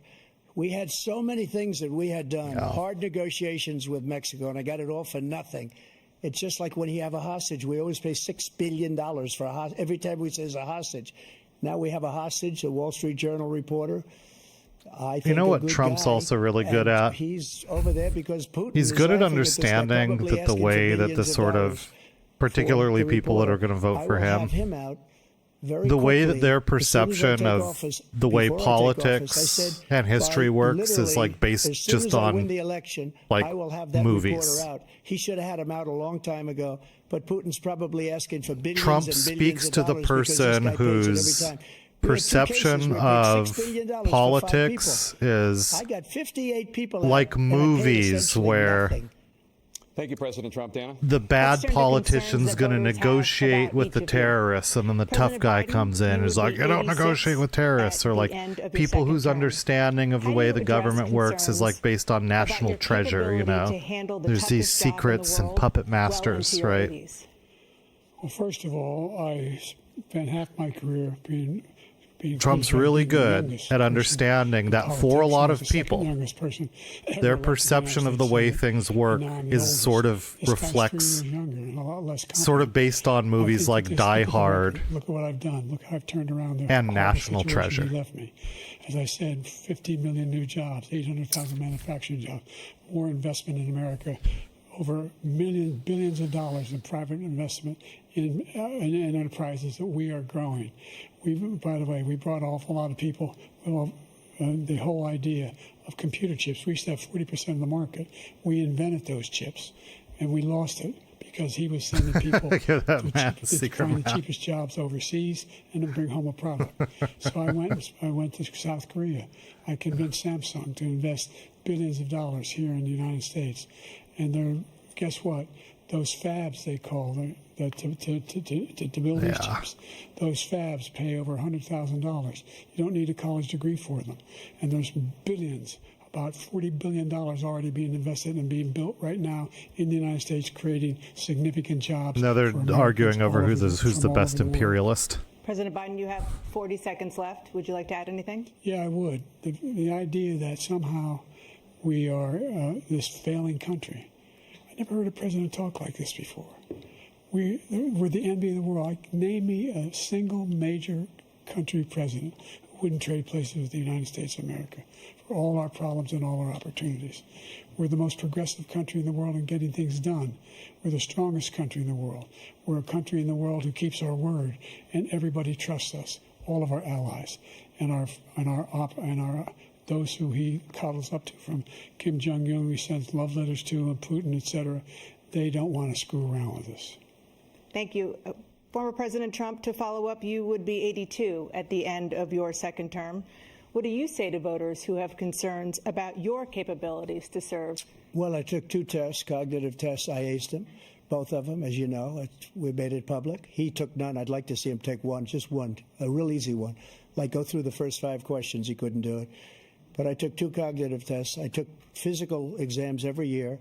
If you know the backstory to this, these tests that he's so proud of, I just won 2 club championships, not even the questions on them were like, to do that, you have to be a card with a dog on it, and it was like, what is this animal? A dog. He can't hit a ball 50 It was like, yards. match these 2 shapes. He can't hit a ball 50 yards. It was like I think I'm in very good shape. I feel that a test for like very advanced dementia that asks sort of like preschool level questions, and Trump cannot stop talking about how well he did on them. If you follow the Trump stuff at all, it's really fucking funny every time. I aced him. A great guy when he was White House doctor. And then he's so proud of this. Like, he just goes on and on about it. I've never seen anybody ace him. He's still talking about it. He's still going. You can see he is 6'5" and only 223 pounds, or 235 pounds. Well, you said 6'4", 200. Well, anyway, that's it. Anyway, just take a look at what he says he is, and take a look at what he is. Look, I'd be happy to have a driving contest with him. Get into this shit, Joe. This is actually what people want to see. Down to a 6. But by the way, I told you before, I'm happy to play golf if you carry your own bag. Think you can do it? That's the biggest lie. He's a 6 handicap of all. I was an 8 handicap. Yeah, they're fighting about golf. I've seen you swing. Yes. Let's not act like all right. Let's not act like children. To a specific concern that voters have about you. You are a child. Will you pledge tonight that once all legal challenges have been exhausted, that you will accept the results of this election, regardless of who wins? Trump says, and I'd like to see him take a cognitive test. Political violence in any form and Biden says, I'd like to see you carry your own golf bag. And Trump goes, stop acting like a child. It's totally unacceptable. And if you would see my statements that I made on Twitter at the time, and also my statement that I made in the Rose Garden, you would say it's one of the strongest statements you've ever seen. In addition to the speech I made in front of, I believe, the largest crowd I've ever spoken to, and I will tell you, nobody ever talks about that. They talk about a relatively small number of people that went to the Capitol, and in many cases were ushered in by the police. And as Nancy Pelosi said, it was her responsibility, not mine. She said that loud and clear. But the answer is, if the election is fair, free, and I want that more than anybody. And I'll tell you something. I wish he was a great president, because I wouldn't be here right now. I'd be at one of my many places enjoying myself. I wouldn't be under indictment because I wouldn't have been his political opponent, because he indicted me because I was his opponent. I wish he was I did everything president. right, and they indicted me. I wouldn't be here. I don't mind being here, but the only reason I'm here is He had so a perfect bad as a presidency, president according to him. that I'm going to make America great again. We're going to make America great again. We're a failing nation right now. We're a seriously failing nation, and we're a failing nation because of him. His policies are so bad. His military policies are Everyone agrees. insane. All the scholars They're agree. insane. These are wars that will never end with him. He will drive us into World War III, and we're closer to World War III than anybody can imagine. We are very, very close to World War III, and he's driving us there. And Kim Jong-un and President Xi of China, Kim Jong-un of North Korea, all of these, Putin, they don't respect him. They don't fear him. They have nothing going with this gentleman, and he's going to drive us into World War III. You want a World War III, let him follow and win, and let Putin say, do what you want, NATO. Just do what you want. There's a thing called Article 5. An attack on one is an attack on all, and required response.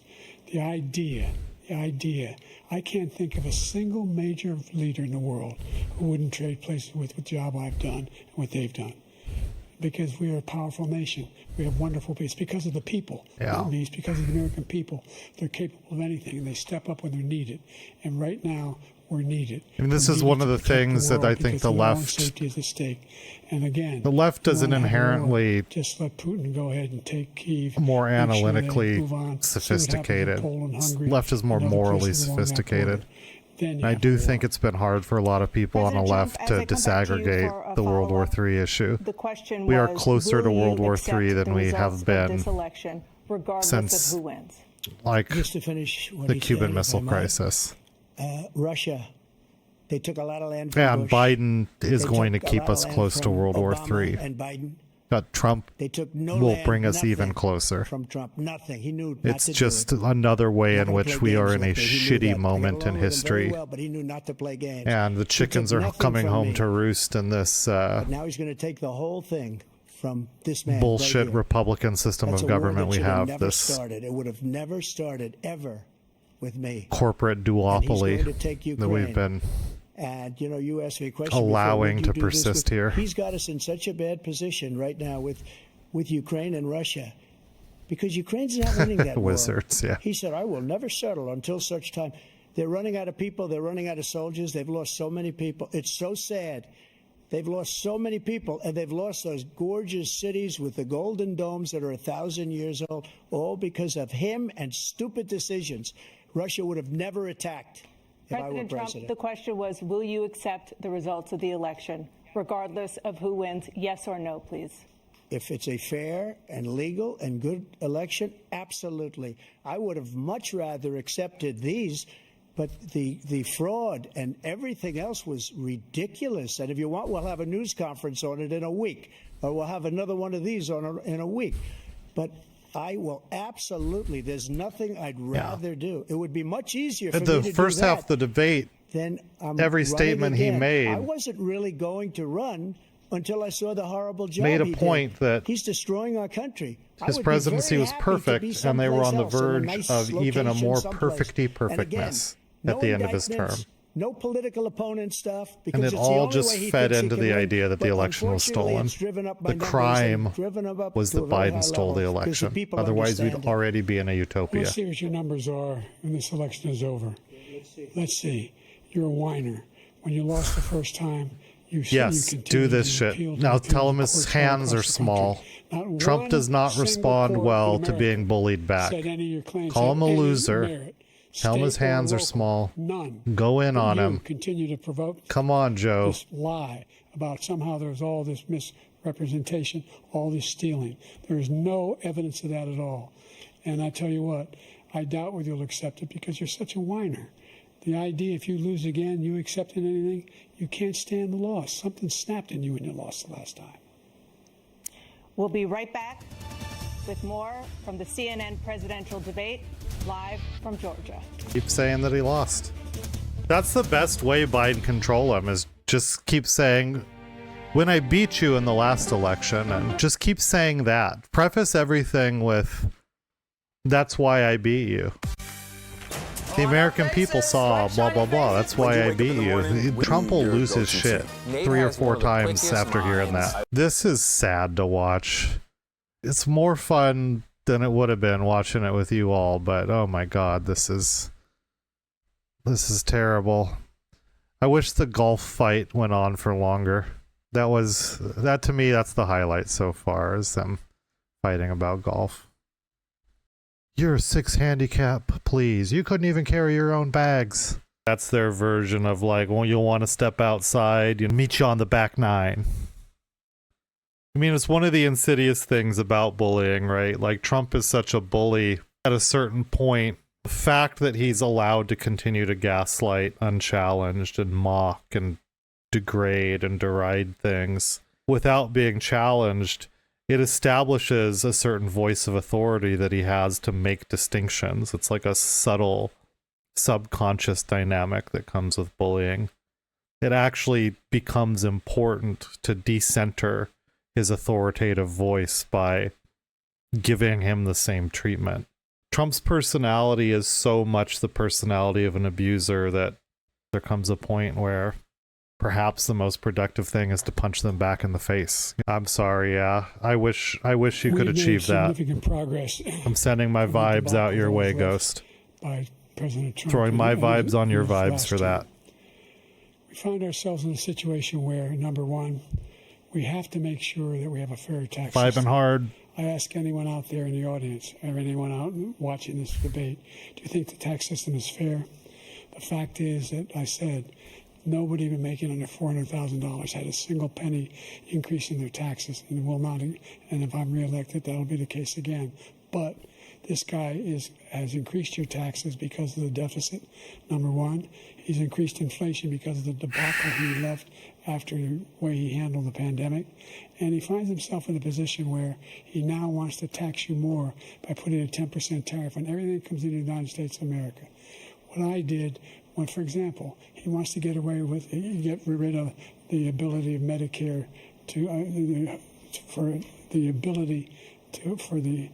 us to be able to negotiate drug prices with the big pharma companies. Well, guess what? We got it down to $35 for insulin instead of $400. No more than $2,000 for every senior, no matter how much prescription they need. You know what that did? That reduced the federal debt by $160 billion over 10 years because the government doesn't have to pay the exorbitant prices. I'm going to make that available to every senior all along, it's happening now, and everybody in America. He wants to get rid of that. I'm going to make sure that we have child care. We're going to significantly increase the credits people have for child care.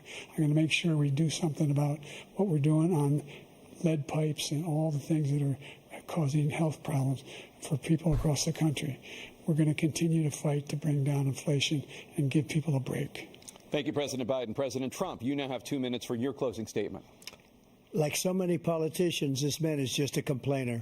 He said, we want to do this, we want to do that, we want to get rid of this tax, that tax. Trump's but he doesn't do anything. Entire politics is grievance-based. It's just so abusive. Millions and it's millions this thing of accusing the other person of what you are. We look like fools it's in incredible. Afghanistan. We didn't stop Israel. It was such a horrible thing that would have never happened. It should have never happened. Iran was Biden broke. is hard to look at and hard to Iran, listen to, China, for sure. They couldn't do business with the United States. They all passed. Iran was broke. They had no money for Hamas or Hezbollah, for terror, no money whatsoever.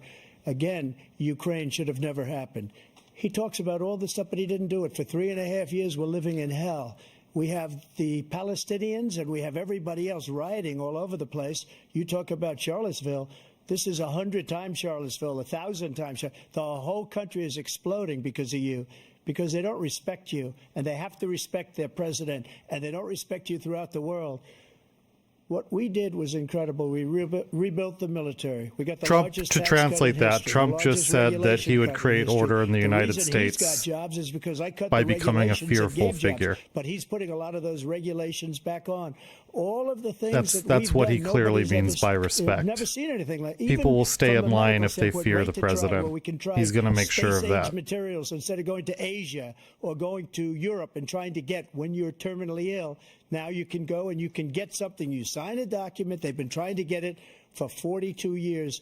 But you know what we did for the military was incredible choice for our soldiers, where our soldiers, instead of waiting for 3 months to see a doctor, can go out and get themselves fixed up and readied up and take care of themselves, and they're living. And that's why I had the highest approval rating in the history of the VA. So all of these things, we're in a failing nation, but it's not going to be failing anymore. We're going to make it great again. Thank you, former President Trump, President Biden. Stay with us because we have full analysis of this debate. Anderson Cooper and Aaron Burnett starts now on CNN. There is And so nothing I want to watch less than those talking heads talk about that. The debate was hard enough to get through. What a nightmare. What a shit show. So, yeah, we just watched the debate between an actual fascist and a collection of corporate logos in a trench coat.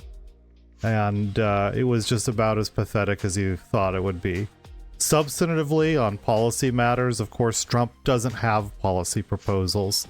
It's not the point of his politics. And this is one of the things that's very frustrating about liberal commentary, is it's very good at pointing out that Trump doesn't offer specifics, as if it's like, it's so stupid. He doesn't offer, don't you understand? What's the policy?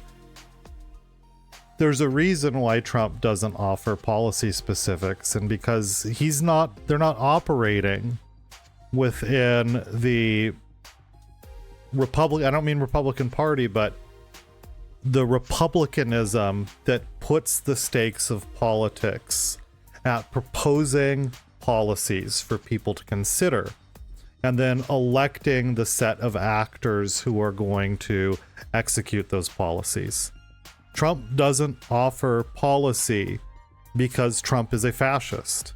And the modality of politics that Trump is proposing to the people is an exit from having to think about complicated, wonky policies on a million different topics. And he instead is promoting a charismatic leadership style wherein you trust the great leader to make the great decisions. And that leader will also interpret whether the decisions were good or bad for you, which is what his gaslighting reinforces.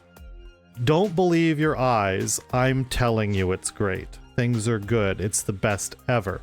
So on that level, the debate was totally unsubstantive. Then we had to witness these two extraordinarily old people struggling to track the questions and struggling to articulate themselves. Trump seemed slightly better because Biden's stutter kicked in a few times and he said some weird things. Climus, I think, was the highlight for me. But also the Nazis coming out of the forest in Charlottesville was funny. But while Trump was more animate and was talking at a more rapid rate and with better pronunciation, his mind was bopping all over the place. He couldn't keep track of what the issue at hand was. We watched them compete about who is most in favor of the police state, who will be better at expanding it. We watched them compete for who will be the greatest aid to Israel in their ongoing persecution of the Palestinian people. It was a sad, sad debate. Trump had a cornucopia of like old fascist chestnuts. saying at the beginning of the stream is that as I'm consuming left-wing social media, one of the things that sort of is slightly troubling to me is things you see in all elections, and I think most of the time they're true, which is there's not really a difference between the candidates. Nothing's going to change. They're both fascists. And I am in favor of using a very broad definition of fascism. I don't like this approach where it's like sort of it's only fascism if it's the Italian political economy in 1935 or something. I think that's not a good way to think about fascism. Fascism is a broad political impulse, and it includes a lot of things. But there are important distinctions between the Democratic Party's authoritarian neoliberalism and fascism. Trump is a fascist, and the Democratic Party are authoritarian neoliberals, and one of the troubling things to sort of summarize is that the form of the global political economy that the Democratic Party has been pushing, particularly from the Clinton years on, limits political agency and collapses imagination while also accelerating declines in conditions. And I think a lot of leftists don't have a complex enough understanding of the right and of the relationship between actual living conditions and the effects those have on human consciousness. And so when they see like authoritarian neoliberalism, this like corporate governance structure that takes over everything, privatization, all of this stuff that comes with neoliberalism, they assume that if you oppose that, you're left wing. And if you're in favor of it, you're right wing. But the truth is, the effects of those types of limitations are felt by everyone. And while there's left-wing reactions, like the growing sympathy with Marxism and anarchism, there's also a right-wing rejection of authoritarian neoliberalism. And the specific right-wing politics that authoritarian neoliberalism enables is fascism. Because neoliberalism presents itself as an inhuman, perfectly rational efficiency game. The only question is a politician enough of a technocrat to be able to control the levers and the gears of this rational, market-based world that doesn't really have a space for human agency and decision-making because the choices are just sort of a matter of math. It appears inhuman. And the promise of fascism for the right is it deals with the feeling and the terror that politics is predetermined by something like a statistical algorithm. From the conservative personality, what's terrifying about that is you lose human authority. And if you crystallize a resentment politics at the subconscious level around the fear of losing human authority, then the politics that's going to seem most attractive is the one that centers individual human authority the most, and that is fascism. So it's a mistake for the left to see Biden and the Trump as the same thing. It doesn't mean Biden's great, and it doesn't mean if you elect Biden, things will be good. Things will be bad with Biden.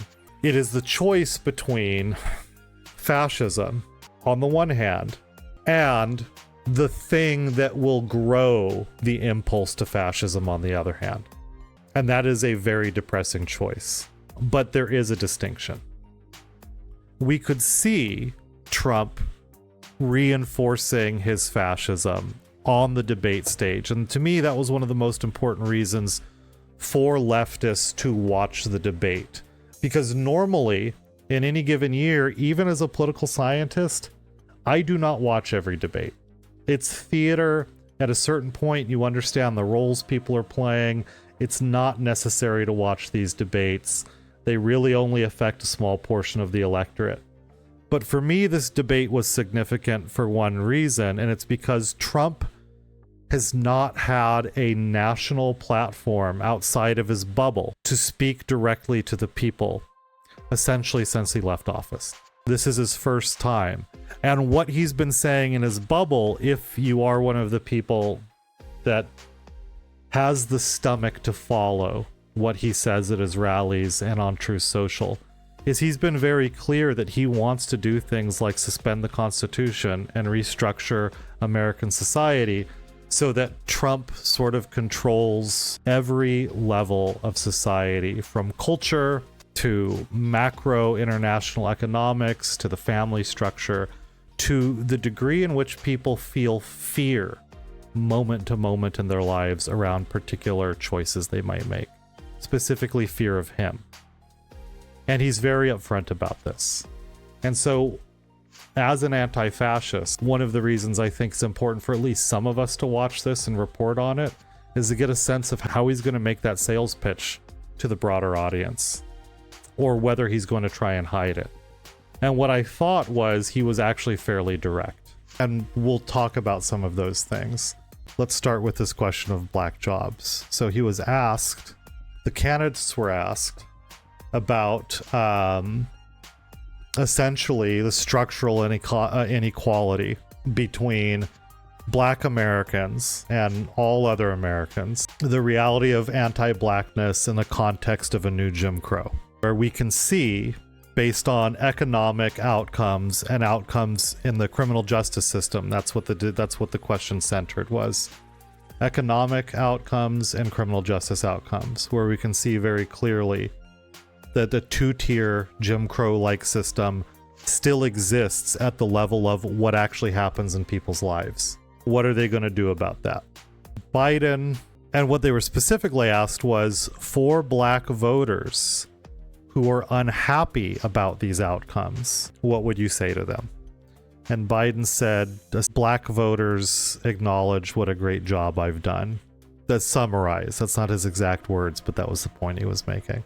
Which is a pretty distressing way to present a picture of a black monolith. It's empirically true that black voters operate largely as a bloc. There's historical reasons why black voters are very well organized. But black voters are also historically extraordinarily sophisticated voters. So while they tend to make a lesser of two evils choice for what I would hope to be, hope people would understand, are fairly obvious survival reasons rooted in the history of white supremacy. They have a sort of sober Du Boisian perspective on politics, which is politicians don't win you things, but they can prevent things from getting worse, right? Which is sort of the story of voting for Democrats over the last 30 years in particular, where Democrats' policies have been fairly hostile to black voters and the black population. Biden just erased all the complexity, which is like, yeah, they love me. And then they sort of debated about, they did this weird thing where they talked about jobs and policing. We had one question about the plight of the black American. And it was, the question said nothing about police, other than that black people are persecuted at a higher rate, which is empirically true. And because the figure of blackness was thrown, both of them felt the urge to remind the general audience of how pro-police they were. You're going to talk about blacks? Well, let me just make sure that everyone understands how much I love cops. And they both had to compete about that. Biden's like, I'm the most pro-cop president ever. And Trump's like, yeah, you helped to create this giant police apparatus when you were in the Senate for decades. And all those police officers like me because I'm even more pro-cop than you, cop guy. And that was the pissing contest they got into. So first of all, it's one of the places where it's easy. I'm sympathetic for leftists that can get confused between fascism and neoliberalism, because at moments like this, it's very clear both are proposing and competing over the expansion of the police state. So it's not as though they're entirely different. There's points of overlap, even if they are categorically different. If you bullet pointed them out, there would be some bullet points that would be shared. But one of the things that I was pointing to that I mentioned was Trump at one point started talking about he used this opportunity talking about the plight of the Black American, to blame those statistical realities on Joe Biden by bringing in the specter of immigrants. And this is an interesting, complex, but well-practiced fascist tactic. So it's no secret that Trump is deeply anti-Black, and his policies are anti-Black, and his entire history of political commentary, even prior to being a politician, is deeply anti-Black. And Trump is an extreme racist. He is an old school, like Bull Connor racist. He veils it somewhat, but Trump does not give a fuck about the plight of Black American.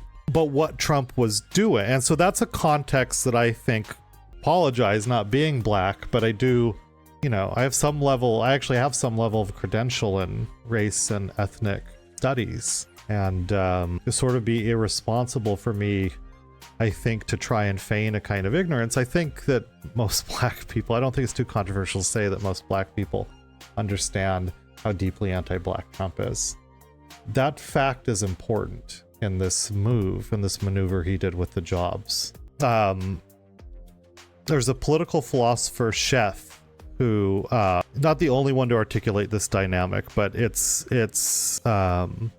in her work towards a political philosophy on race, it's one of the works that outlines this dynamic where one of the ways you discipline marginalized and oppressed populations into greater conformity is establishing a basis of like sort of fear and hatred around them, creating a status of vulnerability, and then putting them in competition, because it creates the sense that if they engage in the competition, their conditions might improve. That does not have to be a racial sort of pitting or competition. It's kind of like throwing a knife. It's sort of like finding two people and throwing a knife at them and saying, whoever one of you grabs that knife and kills the other one, you get to be like with me. You're going to get a benefit. Otherwise, you'll both die. So that type of power dynamic can exist in anywhere, but there's a long history of that being sort of baked into racial power relationships and white supremacy. So one way to perceive Trump even mentioning this thing about the real problem is these immigrants, is it's sort of designed to bait people into thinking, well, if I hate immigrants more, then maybe my conditions will be improved. I don't want to be associated with the immigrants. And by the way, there's a psychological wage there in a context of anti-Black hatred, which is like, well, now there's possibly a group that's even lower than I am in the white supremacist hierarchy. I'm at least American. These are newcomers, and they're taking my stuff. But what is even more insidious about it is there's a specific history of white supremacists intentionally pitting Black labor and brown labor against each other in actual labor struggles. Capitalism has historically relied on taking highly exploited workers who are desperate to survive and using them to undermine the wages of workers who have struggled to get a greater toehold. So in the industrial white North, in the world of white labor, essentially from the 1910s up through the 1960s, there's many incidences where white factory workers went on strike, and capitalists, auto manufacturers, steel, whatever, they would go flyer in the South and encourage immigration waves to come and break white strikes, because they could pay those Black workers less than they could pay what the strike breakers were asking for. And there's absolutely, and as far as I'm concerned, no criticism for Black labor leaving the Jim Crow South to take those demands up. The real criticism was that when that started to happen, historically, white workers didn't co-organize with the new Black labor that was arriving. Capitalism does historically leverage fractures in racial solidarity to increase the rate of exploitation. And whether we like that or not, or how we combat that, or we think about it empirically, has happened. And it has happened with black labor and brown immigrant labor. So what is a black job? It sounds racist to say or think about, except that the United States has been an apartheid state formally, where there have been specific jobs that racial groups can and cannot have. And then when that is ended formally, somehow that still managed to persist. So one of the reasons that the United States in the mid-20th century had all black labor unions in some cases is because those were all black workplaces. Like the Pullman porters, right? The sleeping car porters on trains, right? Certain types of agricultural labor. In more recent memory, and there's actually a lot, these are sort of big union campaigns. Let me give you one example. It's sort of important. So big high rises across the country. Bank headquarters like the skyscrapers. The security guards that work a lot of those buildings, I'll tell you the case study I know the best, Los Angeles. The security officers in those buildings are almost exclusively black. And the janitors in those buildings were almost exclusively black. So black workers occupied a lot of service worker positions. Also historically domestic workers, but domestic workers cannot be organized into unions under the National Labor Relations Act, so that's a whole other thing. But those were also overwhelmingly black jobs for a while. So security guards and janitors. Well, over time, by the time you get to the 80s, janitors in the high-rises had managed to unionize with fairly powerful unions. And so they had taken janitorial labor, just as a lot of other sanitation-related work in the mid-20th century is very low paid. Because of unionization, by the time you get to the 80s, while you're not going to be a millionaire, a lot of janitorial or custodial work is a lower middle class job. Two of the most powerful unions in the United States are AFSCME, which essentially represent public employee service workers, and the SEIU, which represents private sector, largely private sector, custodial and janitorial workers, service industry people. So by the mid-80s, you have well-organized black unions in these high-rises. And the real estate people like Donald Trump, and this is kind of important too, because this is exactly the type of labor issue that Trump would know very intimately as a skyrise owner. The cost for that landlord is increased by the fact that they have to pay their custodians more, their janitors, the people that clean the high-rise. And it's one of the things tenants require. In the United States, it's not legal to just say, well, I don't like your union anymore, it's gone. Once a union's been recognized, it's there.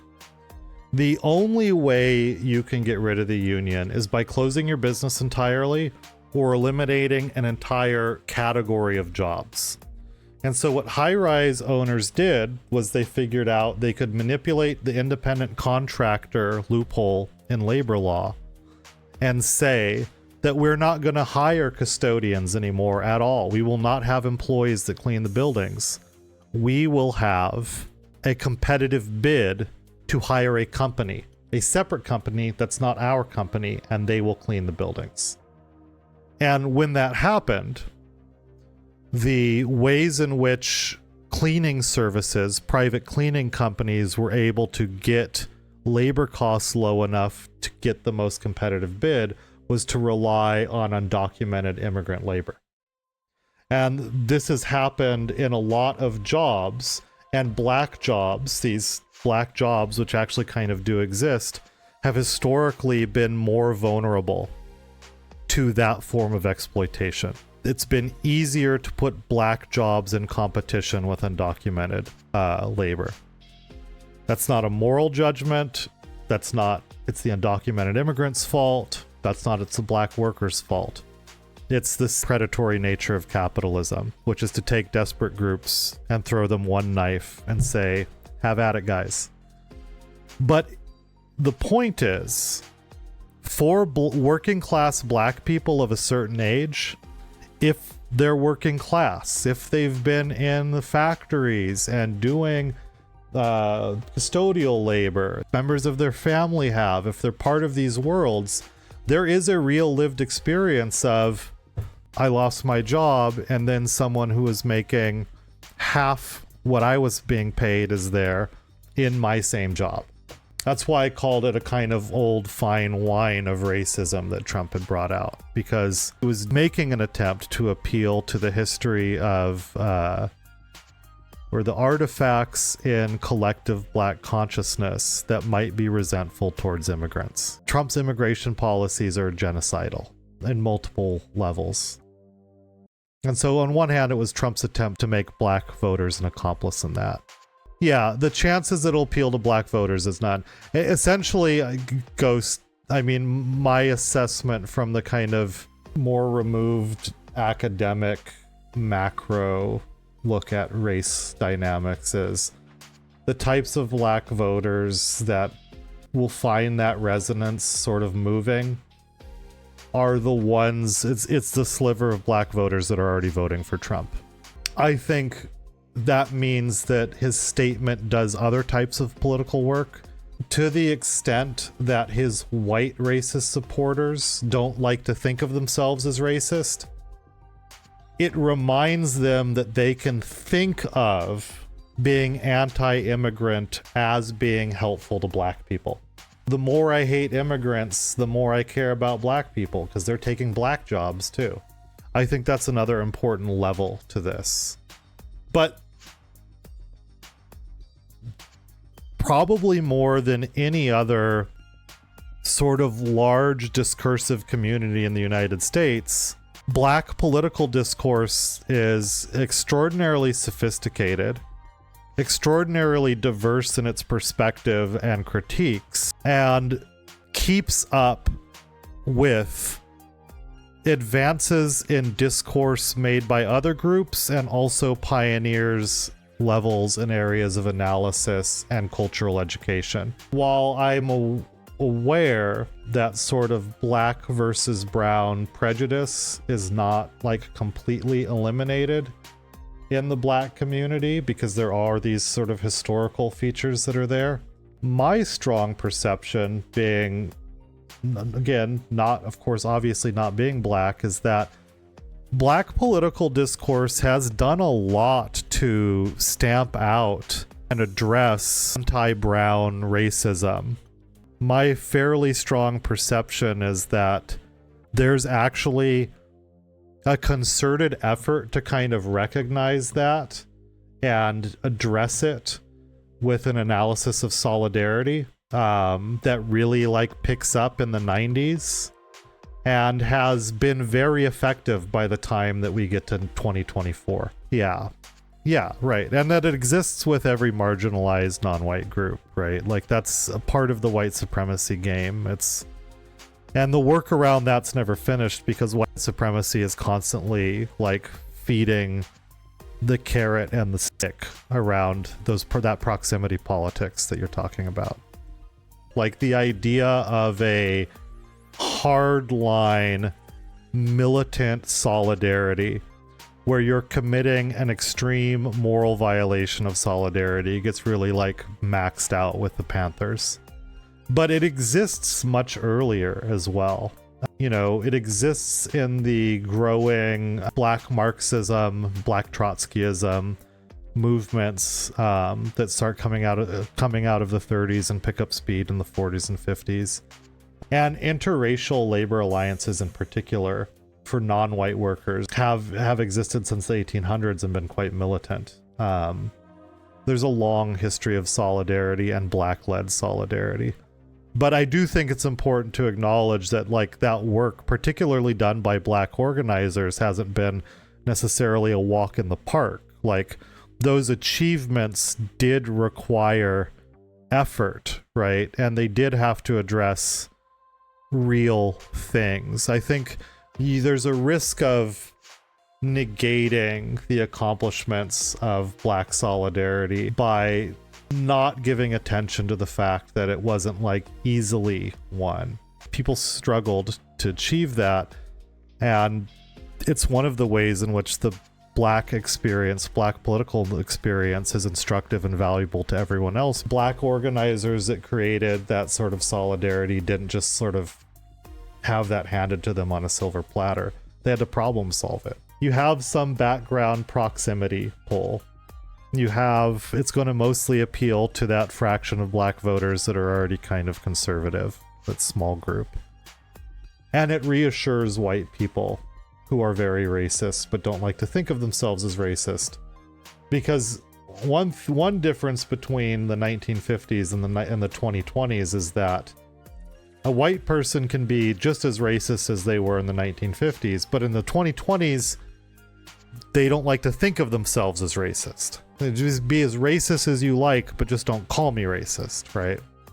So by hating Mexicans enough, essentially, right, and pointing that out, that white racist can think that their hatred of Mexicans is good for black people. So therefore, I'm not racist. The real racist are the people that want to go easy on the immigrants because they're hurting black people by doing that. And how much do you want to bet that we're going to see, if we pay attention to social media, we're going to see an influx of social media comments from MAGA right-wingers, which accuse liberals of being the real racists against black people because they're pro-immigrant. But the deeper fascist politics is another thing too, which is the thing that authorizes black people to be considered by white people as a more valid group compared to immigrants is that they are born here. And so the ultimate insider-outsider distinction. Fascism relies on really strong insider-outsider distinctions. The inside are the people deserving of protection. The outside is always an existential threat and must always be eradicated and kept as outside as possible, and then targeted and stamped and eradicated. So the deeper operative fascistic politics in Trump's, even that black job statement, is that it emphasizes how much of a threat immigrants are to the nation. I can give you one book right off the top of my head. There's a lot of work on that. One work that looks looks at the role that mid and early 20th century black radicals played in the larger picture is Robin D.G. Kelly's Hammer and Hose, which deals with black agricultural workers who were also Trotskyists. And this might be something you're familiar with, but if you've ever wanted to do like a deeper dive on it, right? Like, you might be familiar with the idea that like the American Communist movement in like the first half of the 20th century was like fairly large and influential up until McCarthyism, and then it becomes totally politically irrelevant. But there's a time where it actually matters, particularly after the Great Depression. And that was also tended to be very white, but there's also a parallel black American communist tradition that was very influential and included people like Du Bois, who was a black Marxist for a large portion of his career. So the student-led orgs thing in the 60s is very Panther-inflected.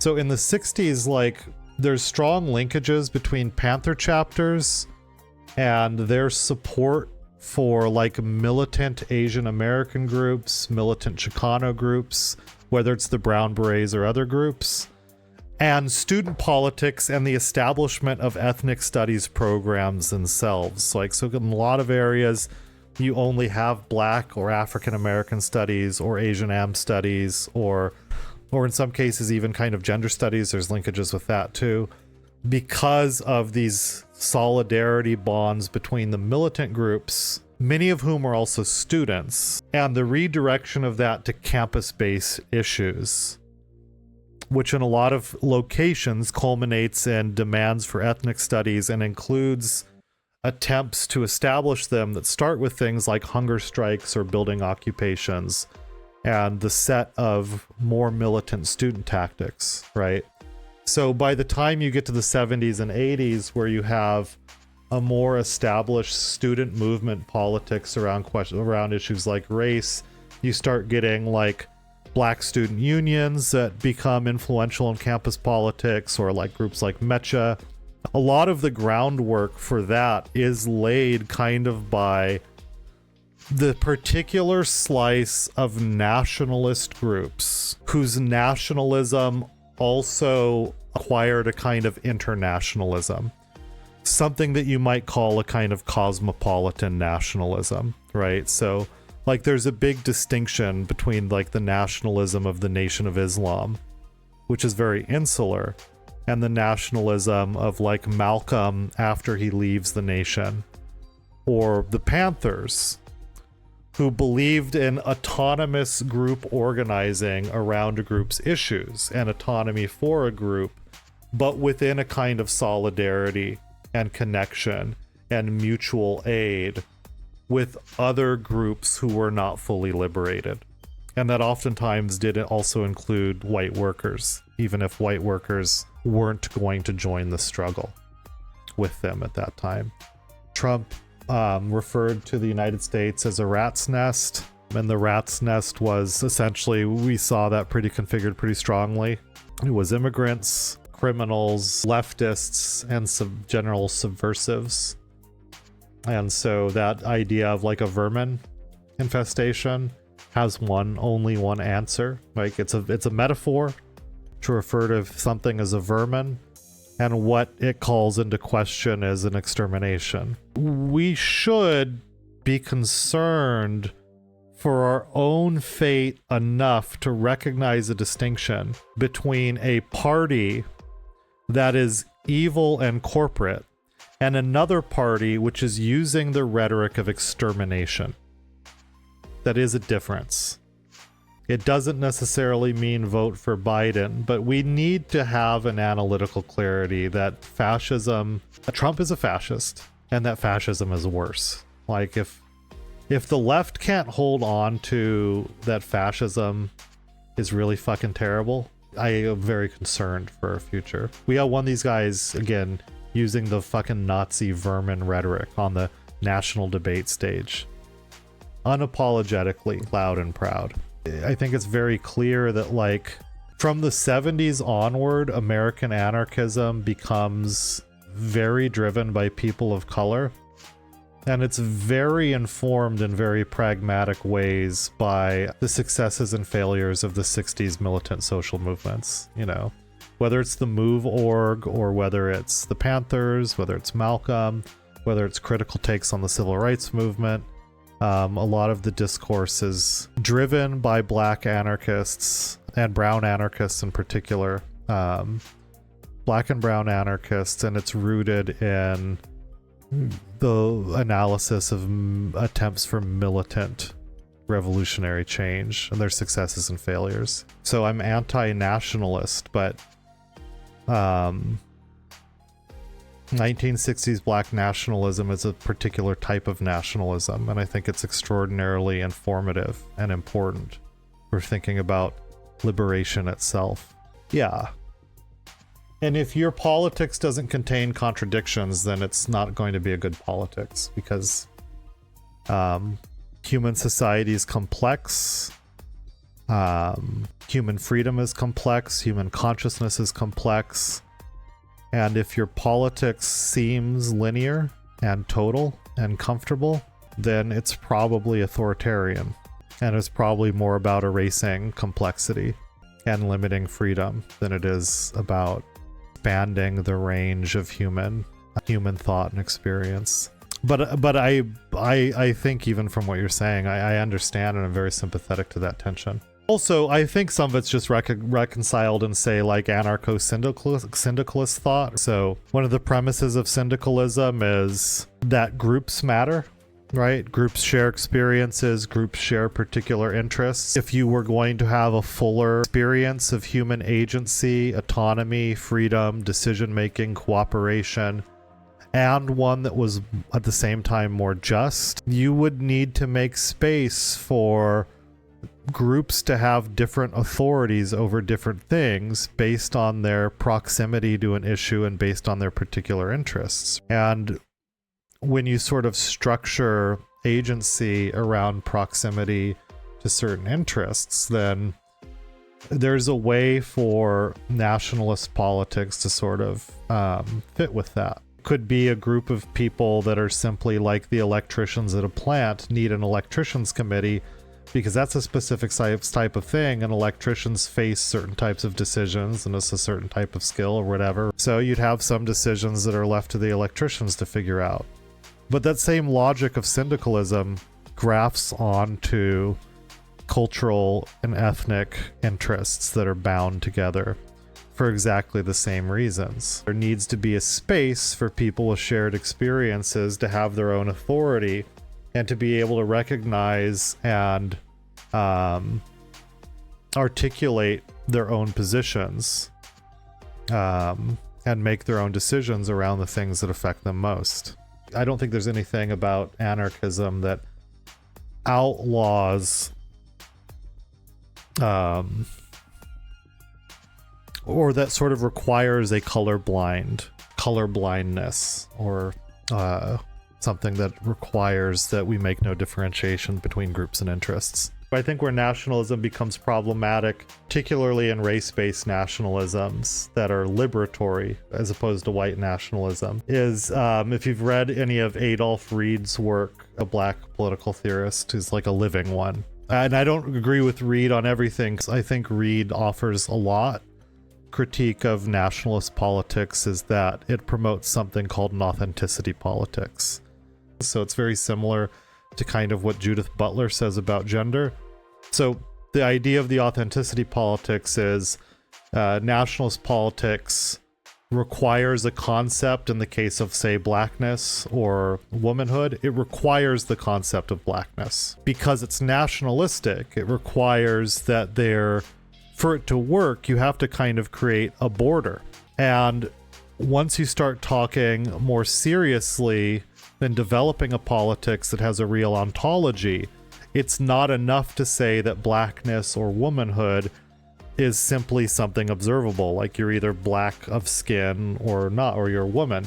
There's things, positions, cultural practices that have to be inherently black and authentically black, which inversely means there are things that are inauthentic and inherently non-black. And what Reed's argument is, and I think this is fairly true, and you can see it on the left quite a lot, even outside of black and women's spaces, but just as a general tendency, is that there is a tendency to shift the conversation towards what is authentic, and that also means what is authorized.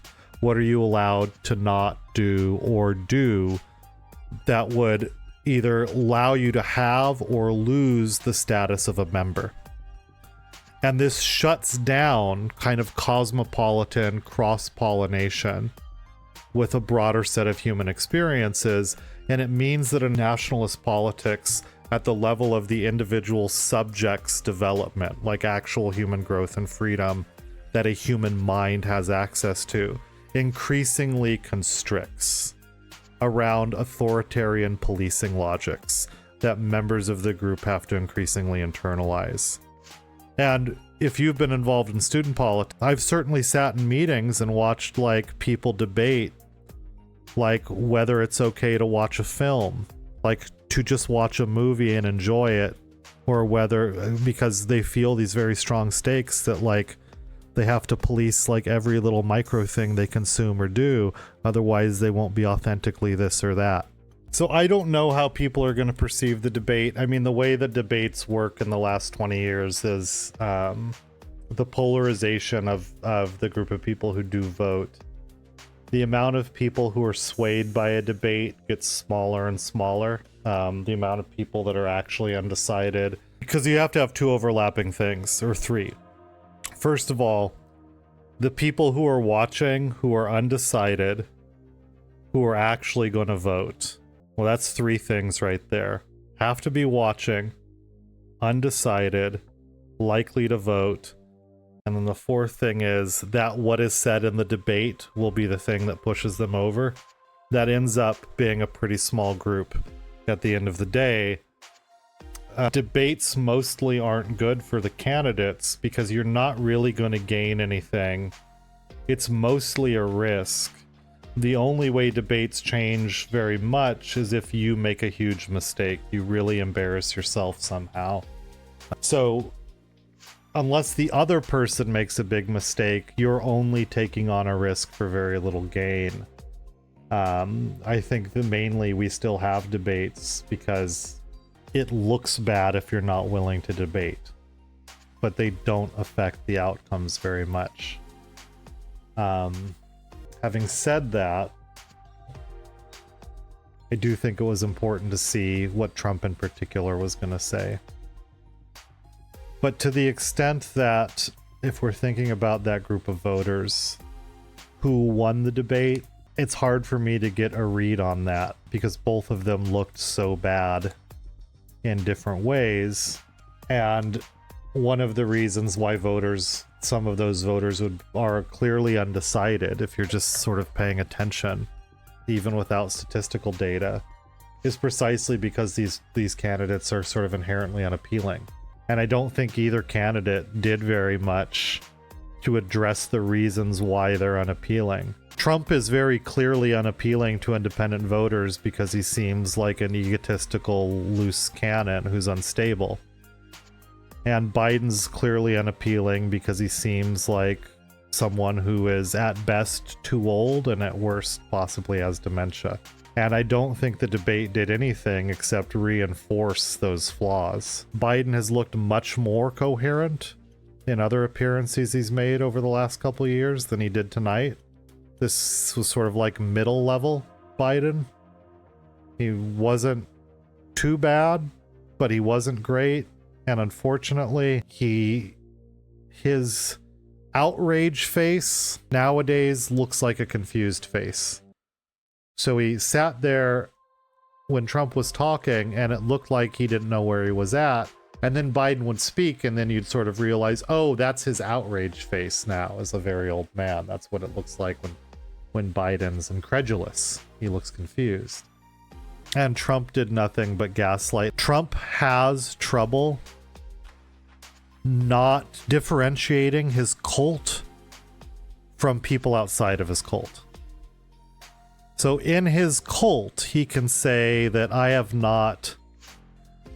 never said the thing at Charlottesville. I never said that some of the Nazis were very fine people. In his cult, he can say that. And people go, God, how dare Biden lie and just put things in Trump's mouth. But outside of his cult, everyone remembers it. And the footage of him doing it is available at the cost of a Google search. Every time he gaslights to that extreme, where he requires people to pretend like they didn't see things that they saw, something, a level of loyalty that only his cult is going to go along with. He doesn't understand that he can't do that with more moderate or undecided voters, or he's painted himself into such a corner with his cult that were he to acknowledge even one single flaw, he perceives that as a threat, so he's just willing to pay the cost to keep the cult. What he's referring to as authenticity. And what I think is telling is that it's like Black thought that produces those critiques. So that recognition of the fluidity of identity and the, I think, more generative, liberatory way in which Black political discourse and Black theory embraces and accommodates for and in lots of ways leads the way on just sort of understanding of how subjectivity itself works, right? You know, part of that I think has to be credited to theorists like Reid or Du Bois or Fanon, who do some of that work, right? Or bell hooks. So it's precisely because part of the intellectual tradition is people being sensitive and vigilant around internalized policing at the level of an individual consciousness. Black political thought centers that, right? I agree with your pushback for sure, but there's a way in which the pushback can also be read as underscoring the importance of critiques like Reed's, because I don't think the work of Black theorists is agnostic in terms of why you have that higher degree of sophistication. I think the existence of Black theory that centers those questions is part of why you have the reality you're describing. Yeah, I'm not sure that it's possible for a president to do that, though. I mean, and to be honest, right, I'm not sure that we should, well, I don't think we should have presidents. And I don't think we should look to president to be a representative figure anyways. Even if you liked the Republican system of government, again, Republican in terms of a system description, not Republican Party. But a Republican form of government, a president's not supposed to be a policymaker. A president's supposed to force decisions made by more democratic bodies and to have a degree of autonomy in making decisions on a short-term basis in times of crisis or where things are time sensitive until other bodies can deliberate and kind of come up with the real decision. That's sort of the idea of a president. Certainly one of the ways in which, from a non-leftist perspective, the institution of the presidency has been corrupted, and every presidential campaign is guilty of contributing to this, is precisely reinforcing the idea that the president is the leader. Because no presidential campaigns aren't going to work if one person goes out there and says, I'll solve all your problems, and the other president goes out there and says, it's not, the other candidate goes out there and says, well, actually, constitutionally, it's not my job to solve all your problems. What you should do is look to your member of Congress, and you should follow congressional politics, and you should get involved in the legislative process by writing letters and creating citizens lobbying groups, because my role is simply to enforce what they tell me to do.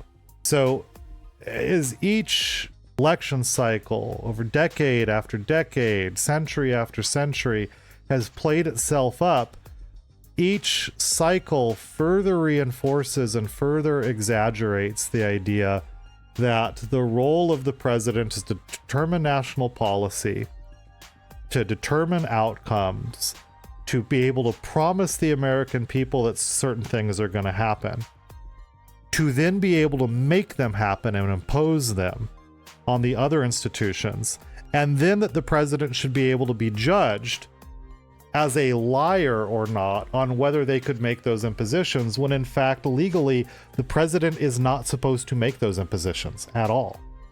Well, how's the presidency working out for you?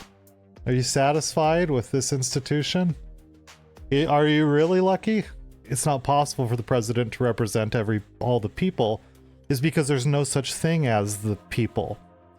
You have thousands of different interests that are competing, and we don't live in a society where there are that many unifying things that are actually good for all the people and actually bad for all the people. So any given political decision that you make is going to hurt someone.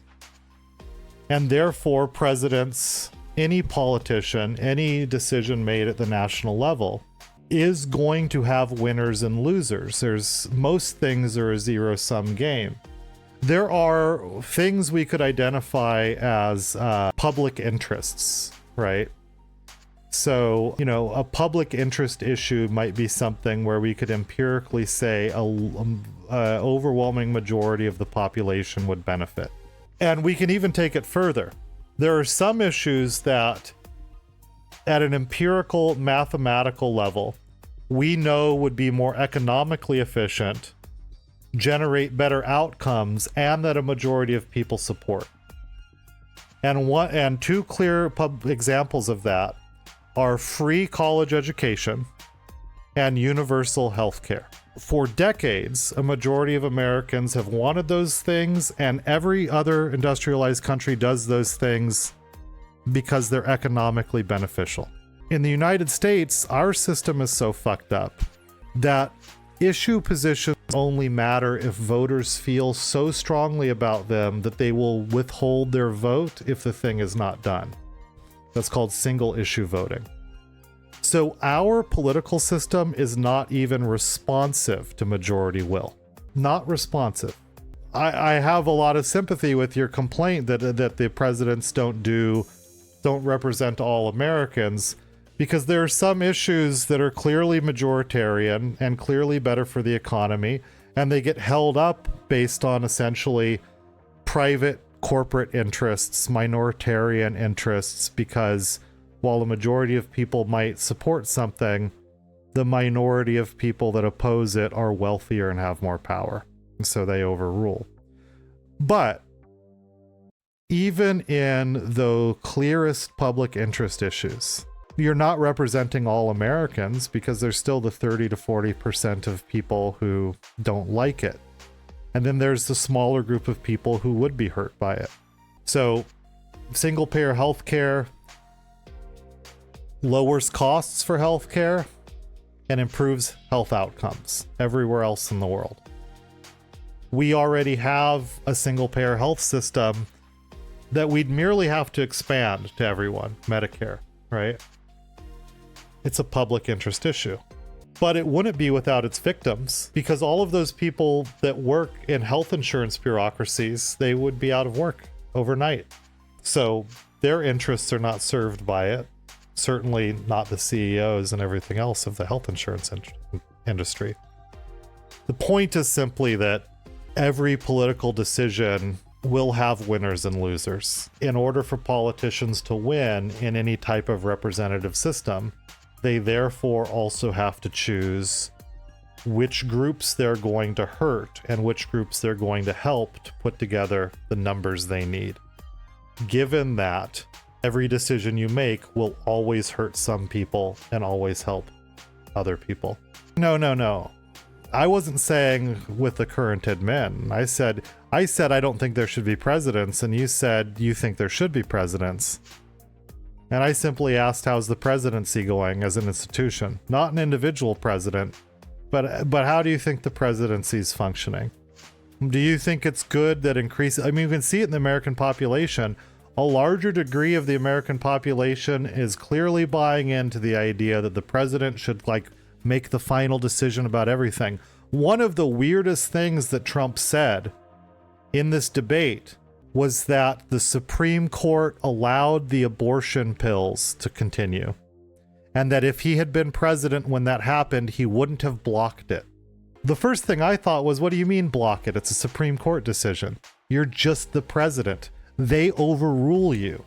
But how many of his voters didn't even notice that?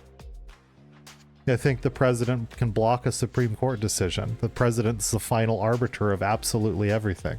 So clearly a growing portion of the American population has bought into what president after president, candidate after candidate, decade after decade, century after century has encouraged the American people to believe, which is the presidency is where you should deposit your hopes and dreams. This current inflation is a false inflation. No one talked about that either. And I wonder why. The current inflation is caused by a failure to enforce antitrust and anti-monopoly legislation that's already on the books. It's the homogenization and monopolization of the supply chain. It's price gouging based inflation. Price gouging that's enabled by monopolization. And it's solvable under current law. It's actually the way in which the president can stop inflation. The president can't cause inflation.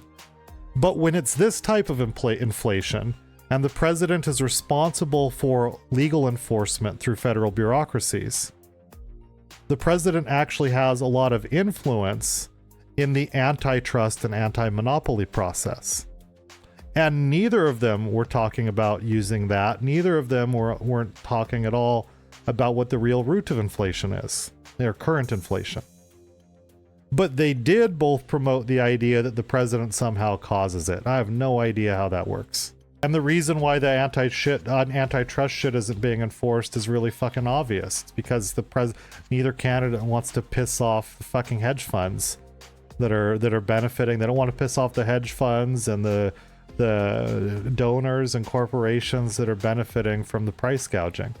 That's the reason they're not doing it. Besides, and if we're critiquing the institution of the presidency, Trumpism is a built-in weakness, right? The limitation on the president's authority is a very scary one. It's purely cultural.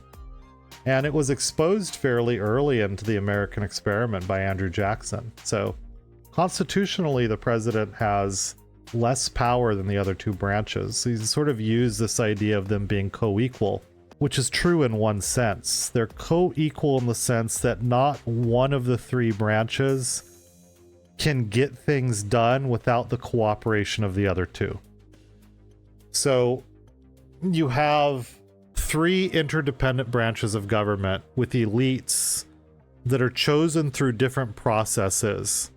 And in theory, that means they exist in a kind of tension where they don't have perfectly aligned interests. And because they don't have perfectly aligned interests, it means, in a very abstract way, they have an incentive to check each other's work and compete. And as you probably all remember from physics class, if you are in the civics class, if you are in the United States and you took civics, this creates the check and the balance, because that competition prevents too much collusion and limits corruption. So they're co-equal in the sense that they all rely on each other. But if you look at their actual powers, the presidency on paper and by design is the least powerful. Congress is the most powerful. And the Supreme Court is the second most powerful. Basically, you think about it like this: every decision that the president makes can be overruled and regulated by either of the two other branches. But do people think of the presidency as the least powerful branch? Of course not. People think it's the most powerful branch. Whatever people think, the presidency as an institution, the institution itself carries a structural flaw that makes it vulnerable to people like Trump. And it's really been a matter of luck that it's only been kind of exposed a couple of times, but we haven't taken those exposures seriously. It was exposed by Nixon, and it was exposed, I think, most severely by Andrew Jackson. So the flaw is this. Andrew Jackson sums it up very well around the Trail of Tears. When Andrew Jackson began the Trail of Tears, it was absolutely unconstitutional. He did it by executive decree. But the Constitution is unequivocal. When it comes to matters of the indigenous people within United States territory, the Constitution grants Congress what is called plenary. And that's a very powerful word. Plenary means absolute final authority, uncontestable final authority. And Congress did not want the Trail of Tears. And Andrew Jackson gave them the finger and continued with it. So Congress took the matter to the Supreme Court. And the Supreme Court's ruling was pretty simple and pretty quick and pretty straightforward, which was, okay, we read the Constitution, which is our job, and the Constitution says that Congress wins. And Andrew Jackson's response to that was, the court has made its ruling, now let them enforce it. Because while the Supreme Court and the Congress have the ability to overrule the president, the Supreme Court and the Congress don't have policing authority. They don't have a police force. They don't have military. They don't have an army they command. And so Jackson revealed the deepest flaw, which is while the presidency has the least amount of authority, it does have the ability to tell soldiers what to do. And as long as the soldiers obey the president, and yes, technically under US law, soldiers swear an oath to the Constitution and soldiers aren't required to follow orders that are unconstitutional. The average soldier is not a constitutional scholar, so it's a very nice window dressing. In order for that to matter, you have to expect that when the president gives soldiers an order that's unconstitutional, that all the officers and soldiers would say, "No, sir, I'm not following it."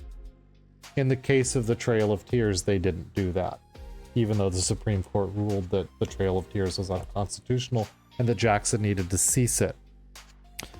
And the only reason, and this is something that other leftists do miss, the only reason why the presidency hasn't devolved further is because, for a complicated set of reasons, the American people and its various fucked up institutions of the various fucked up institutions of the country have managed to produce a context where the people who become president have other interests that prevent them from simply abusing their power over physical force. When we have an exception, it's very bad. Andrew Jackson and Nixon. And I think there's this tendency for people to think, well, it can't get any worse. It's always the same. Same shit, different day. But it really can get worse. There's nothing intrinsic that says that we'll never have an Andrew Jackson or worse. In fact, we're seeing one try to take office right now. Before I started the debate, I saw someone's tweet, which was like, "I'm tired of seeing people acting like this election's going to change something." And I'm very torn about that tweet from my perspective as a leftist, which is, I agree that it's very disheartening when I see people that think, if we elect Obama, if we elect Gore, if we elect whoever, even if it's a right-wing person, if we elect George Bush or Mitt Romney, things are going to get better from my particular set of interests. Because they're not. The interests have been pretty set, and the parties are fairly monolithic about serving them. So in that sense, yeah, I get frustrated. I agree with that tweet I read that said, I'm tired of people acting like the election's going to change something. But that's from the perspective of imagining things getting better. Things only get better when there's when the people force a different calculation. They either get better through a revolution, which, would be nice to have one, or they get better because people organize in a way where they create a different cost-benefit analysis, where in order for the elite or one group of elites or a segment of elites to get what they want, they have to give something up. That's like what a strike does. You want to get back to making money? Well, you got to give us this. So we'll keep increasing the cost of not giving us the thing we want till it's so high that you're just going to give us the thing we want. But the part of the tweet that I am troubled about, if it sort of reflects a general sentiment of the left, is a misunderstanding that things can't get worse, because they can get worse. I'm not even the biggest fan of voting, to be honest. Most people live in gerrymandered districts, and they live with electoral college futility. Voting often is defensive, and you can lose things. Things can't get better through elections, but they can certainly get worse. Even as a leftist who does not want a presidency, does not like the system, thinks Joe Biden is very responsible for Trumpism as a leader in the Senate, creating the policies that gave rise to fascism. So he's not a fascist, but he's only a few degrees removed, because fascism is the consequences of his legislative legacy. I don't think it's intellectually honest to not be able to acknowledge things like, had Hillary Clinton won, there still would be abortion access, had any Democrat won. So a consequence of the elections is that things can get worse. And they can and will get worse under Trump. He's promised to do that. Trump is describing liberals, which includes leftists who are not liberals, because there's no distinction for them. Liberal, leftist, anarchist, communist, moderate, Democrat, it's all the same. Trans people, gay people, people of color, immigrants, intellectuals. Trump has specifically listed college professors as a group as treasonous. The list of enemies goes on, and in this debate, his first chance to speak outside of his bubble where he's given real coverage that's unfiltered and he's allowed to say whatever he wants, he makes sure to describe us all as vermin once again. You're living in a rat's nest. So he's made clear the stakes are extermination. And I think it's also intellectually dishonest not to acknowledge that it's very bad, and the left needs to see it and take it seriously. Historically, it's liberals that fail to see these warnings. It's the left that's very good at saying, look, when someone starts talking about vermin, what's the next step after you have a vermin in your house? Usually the left that's really good at recognizing and being militant about fascism. But I really think because something that the left's been dreaming about for a long time, which is, or angry at liberals for, is failing to take fascism seriously and see the warning signs and write it off as like, oh, you know, just another day. You know, it's not that serious. Sometimes people just say stuff, right? And it couldn't be more explicit and dangerous from Trump. And I really think that a lot of the left is being dismissive about the threat of Trump, perversely, because liberals are finally starting to see it too. And now some leftists who are, their identity is so rooted in not being a liberal, now have to distinguish themselves from liberals by downplaying the recognition of the fascism of Trump, because they need to feel that they're always more critical than liberals. It's okay if liberals caught up to us on one thing. The liberals still have a bad analysis about what to do about it. Their analysis is just vote. They don't have an analysis that shows that, like, it was the Democratic Party politics that gave birth to Trumpism. It was Clinton's race baiting in the 90s. It was the gutting of the welfare state. It was the move away from the New Deal. It was the prison industrial complex. It was the Democratic Party's active role in constructing a new economic Jim Crow, a covert Jim Crow system. And that Biden was actively participating in that as early as the 70s, when he was coming up with like race neutral language to oppose civil rights victories. So that people could go back to something like Jim Crow, but it wouldn't be technically based on whether someone's black or white. Biden was an architect of all that shit. So liberals are wrong because they still don't understand how we got to fascism, and they still don't understand how to fight it. But we should be welcoming their growing ability to at least recognize it when it's slapping them in the face. Because if you go back to 2016, the left was the one saying, Trump is a fascist, take him seriously. This is not a joke. And the liberals were saying, well, look, you know, people just say what they say, and once he gets into office, he's going to go for the moderates, and you know, he's just playing to his base, and the institutions will protect us. You know, one person couldn't do all these terrible things. And then we started seeing the expansion of the camps and the Muslim ban.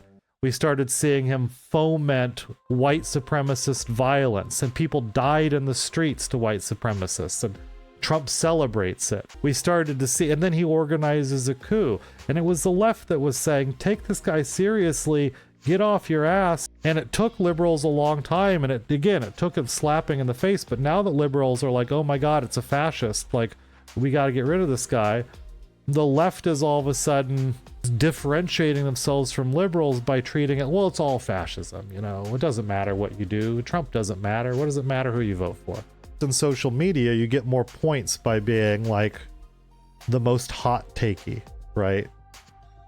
And you don't seem like someone with a cool hot take when you agree with liberals, even though in this case, it's not the left agreeing with liberals. It's that after multiple years, really kind of after decades, because the left has been like for decades, since before neoliberalism, the left has been aware of the dynamics that feed fascism and has been sounding the alarm bell louder and louder about this point that we're coming to.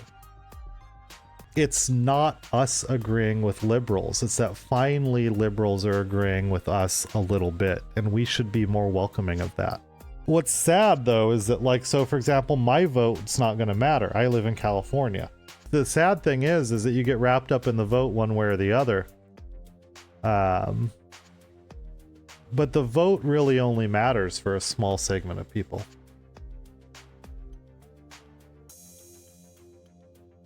Which is another problem, right? It's another one of these contributing factors towards the impulse towards fascism. We'll be clear, the main thing is racial resentment. But some of the things that allow racial resentment to take the form of wanting authoritarianism in response to it, things like the Electoral College do contribute to that. Because people have a sense already that their vote doesn't matter. Their vote doesn't matter. Things are going to happen how they happen. And when you have a sense of resignation and impossibility around your own role in politics, increasingly the only way you could imagine change happening is if someone imposes it. And that means a dictatorship looks more and more attractive. It's hard for me to say as a political scientist that people's sense that their vote doesn't matter is irrational or misguided. They're correct in many cases to say their vote doesn't matter. They're not stupid. You live in a gerrymandered district, your vote doesn't matter. You live outside of a swing state, your vote doesn't matter. And what does it mean to have people live with the understanding that their vote doesn't matter and that nothing that they can do will change anything decade after decade? I think one of the things it does is it creates an opening for an authoritarian politics which says, well, you might not have power, but what if someone with real power came in and they just imposed all the things you want? That's a common take, and I'm skeptical of it.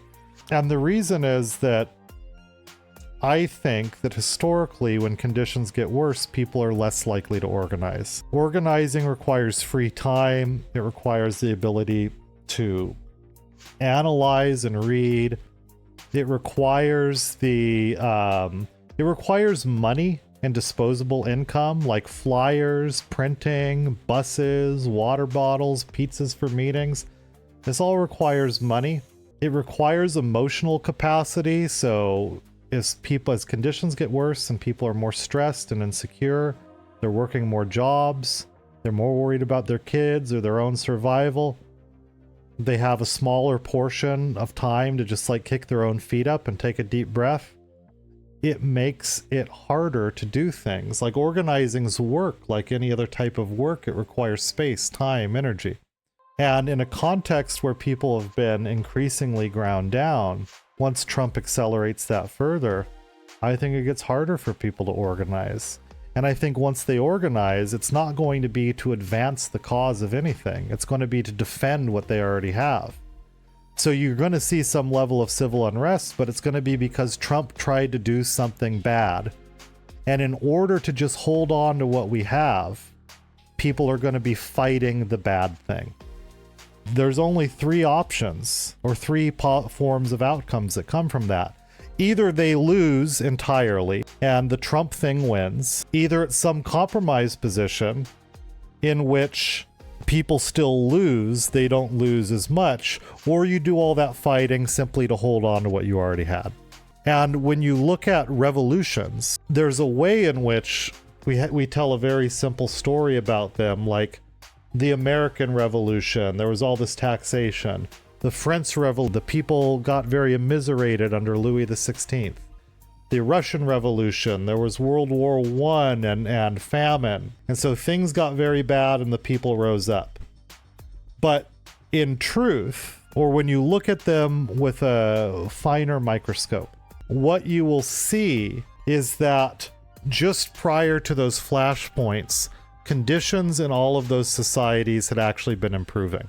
So in Russia, Tsar Nicholas had been liberalizing the political system.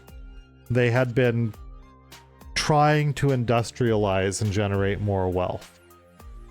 In the American colonies, the taxation comes in a period of increased colonial prosperity following the 7 Years' War. And in the case of the French Revolution, similarly, conditions had been slightly improving. And something that you see consistently when you look at the political economic context is that you get left-wing revolutions and left-wing action when conditions kind of go up and then they have a rapid drop. So people have a sense, they get used to the idea that life is going to get better, and they have a period in which they have more freedom, capacity, free time, money, etc. So they can make more connections, they can create organizations, and they can also imagine and come up with an idea of their own life and future in which the next day is supposed to be better. And then all of a sudden, it's contrasted. All that's wiped away, and they feel a sense of outrage. And they have residual benefits and privileges from the increasing prosperity in which they can express that. But when we look at right-wing revolutions, we also see a consistency. And they occur in periods of slow decline where the rate of decline starts to accelerate. And the US has been in a context that mirrors past global authoritarian culture shifts. A slow decline starting in the late 1970s that has been accelerating. It's actually, from a left-wing perspective, that was, from my opinion, the strongest argument for Sanders was Sanders wasn't a socialist or an anarchist in a real sense. But had Sanders won and had Sanders managed to improve material conditions, it would have made revolution more likely, or it would have at least created more space for people to go on to militantly organize around more serious gains. So I hate that one of the courses I took in my training was precisely on the identifying economic patterns around extreme right and left wing shifts. And one of the reasons I hate taking that class is it's remarkably good at explaining what's happening in the United States. And the conclusion of it is a dark one for where we're going to end up if you're in the United States. As for the third party thing, I think that's really complex, and there's a lot of ways to imagine voting. And I think a lot of them are legitimate, but I think there's a couple issues. One thing that you're saying is correct, and that's one of the biggest reasons to do it, particularly if you live in a swing state. Establishing third-party voices can be important because while a third party will not win an election, they change the cost-benefit analysis of elections. So if you had a third party that was large enough to receive the federal funding, which would then allow it to grow further, and if it could even get like 10 or 15% support of the American population, both of the other parties would have to respond to it. They'd have to start absorbing some of the positions. And it's different from like, you know, saying like, well, Bernie Sanders will influence it from the inside, because that's not influence from the inside. This is a competitive influence. The parties would have to neutralize the popular positions from the third party. And so contributing to even a balancing dynamic of the party duopoly would be valuable. But one of the problems with third-party voting is it's ultimately, if you want to be honest about it, which I think is very important in promoting liberatory understandings that are sober, what you're proposing is very strategic, because you also have to be honest with people that third parties can't win. And the reason they can't win, I mean, they can win a local election here or there. Maybe they can win a congressional seat here or there. But they're not going to win the presidency. And the reason they're not is because we have winner-take-all elections. So sometimes thinking around third party, and this is one of the problems that the left needs to take more seriously, is that it's not really a huge critique. It's like very understandable. At a nuts and bolts level, I think a lot of leftists think the question of third parties is just whether or not enough people vote for them or something. And third parties can't win because of a winner-take-all system. And as long as you have that, a winner-take-all system essentially means that the logic of voting always comes down to voting against something rather than for something. The structural incentive and the rewards that a voter can more reasonably think of are the rewards of prevention. That's why both parties ultimately, in almost every presidential campaign, their strongest arguments are not for their candidate, it's against the other candidate. It's a logic of prevention. Only one candidate's going to win. There's no proportional distribution. The alternative to a winner-take-all system, there's some mechanism for proportional power sharing based on the amount of public support given to one party or one candidate and the other. So if 40% of the people liked you or your party, there's some mechanism in place to try and make it so something like you hold something like 40% of the power. But in a winner-take-all system, everybody understands that only one person's going to win in any given election. And that means that all the logics make sure that every single person who's seriously trying to game this out and increase their chances of winning need to sort of coalesce as singularly as possible around one single oppositional force. And no amount of encouraging people to like think outside the box or something is going to change that strategic landscape. In fact, the more strategic, the more seriously you take politics, the more you actually think about getting stuff done and winning, the more you care about your position and want to see at least something done about them, the more you sort of have to start thinking about coalescing around something that's less risky. Ranked choice would help somewhat, because it is the case that ranked choice probably would have helped Bernie Sanders. So if there were 3 candidates, for example, so let's say that we go with Loka's sort of suggestion, which I think is strategically valid. It's just the problem is it's like a strategic hard sell, because it's like it's the kind of thing we need to do, but it's still a hard sell. Where someone got enough third-party recognition to be a factor, and let's say they were included on the ballot in a real way. And if we think about a candidate, if we take Bernie Sanders, for example, where Bernie Sanders was supported by a surprising number of conservatives. A lot of working class conservatives tend to like the person who talks the most about, like, how are you going to pay the rent, you know? Which is one of the powers of Trump. Like, it's one of the things Biden doesn't understand, and Hillary certainly didn't understand, is they're, like, so outraged, like, how could you say that America's a bad place? Well, because Trump understands there's a lot of people that are unhappy with their lives, and he can get them by acknowledging that and telling them that their life is so wonderful is only going to piss them off. So anyways, Bernie was able to pick up some of that. Polling showed very clearly. So if you had, say, a hypothetical, someone like Bernie Sanders in a third party, Bernie Sanders who is very popular, it wouldn't be like Jill Stein, and it wouldn't be like Ron Paul, and it wouldn't be like Ralph Nader. Bernie Sanders is one of the most popular living politicians, and he has cross-party appeal, which is very rare. So if you had ranked choice voting where you're allowed to vote for 2 candidates, and whichever candidate gets the most votes wins. It's not implausible to imagine that if Bernie Sanders is the second choice for almost every Democrat, and a large portion of Republicans, like maybe 20 or 30%, that Bernie Sanders becomes the president as a third-party candidate, right?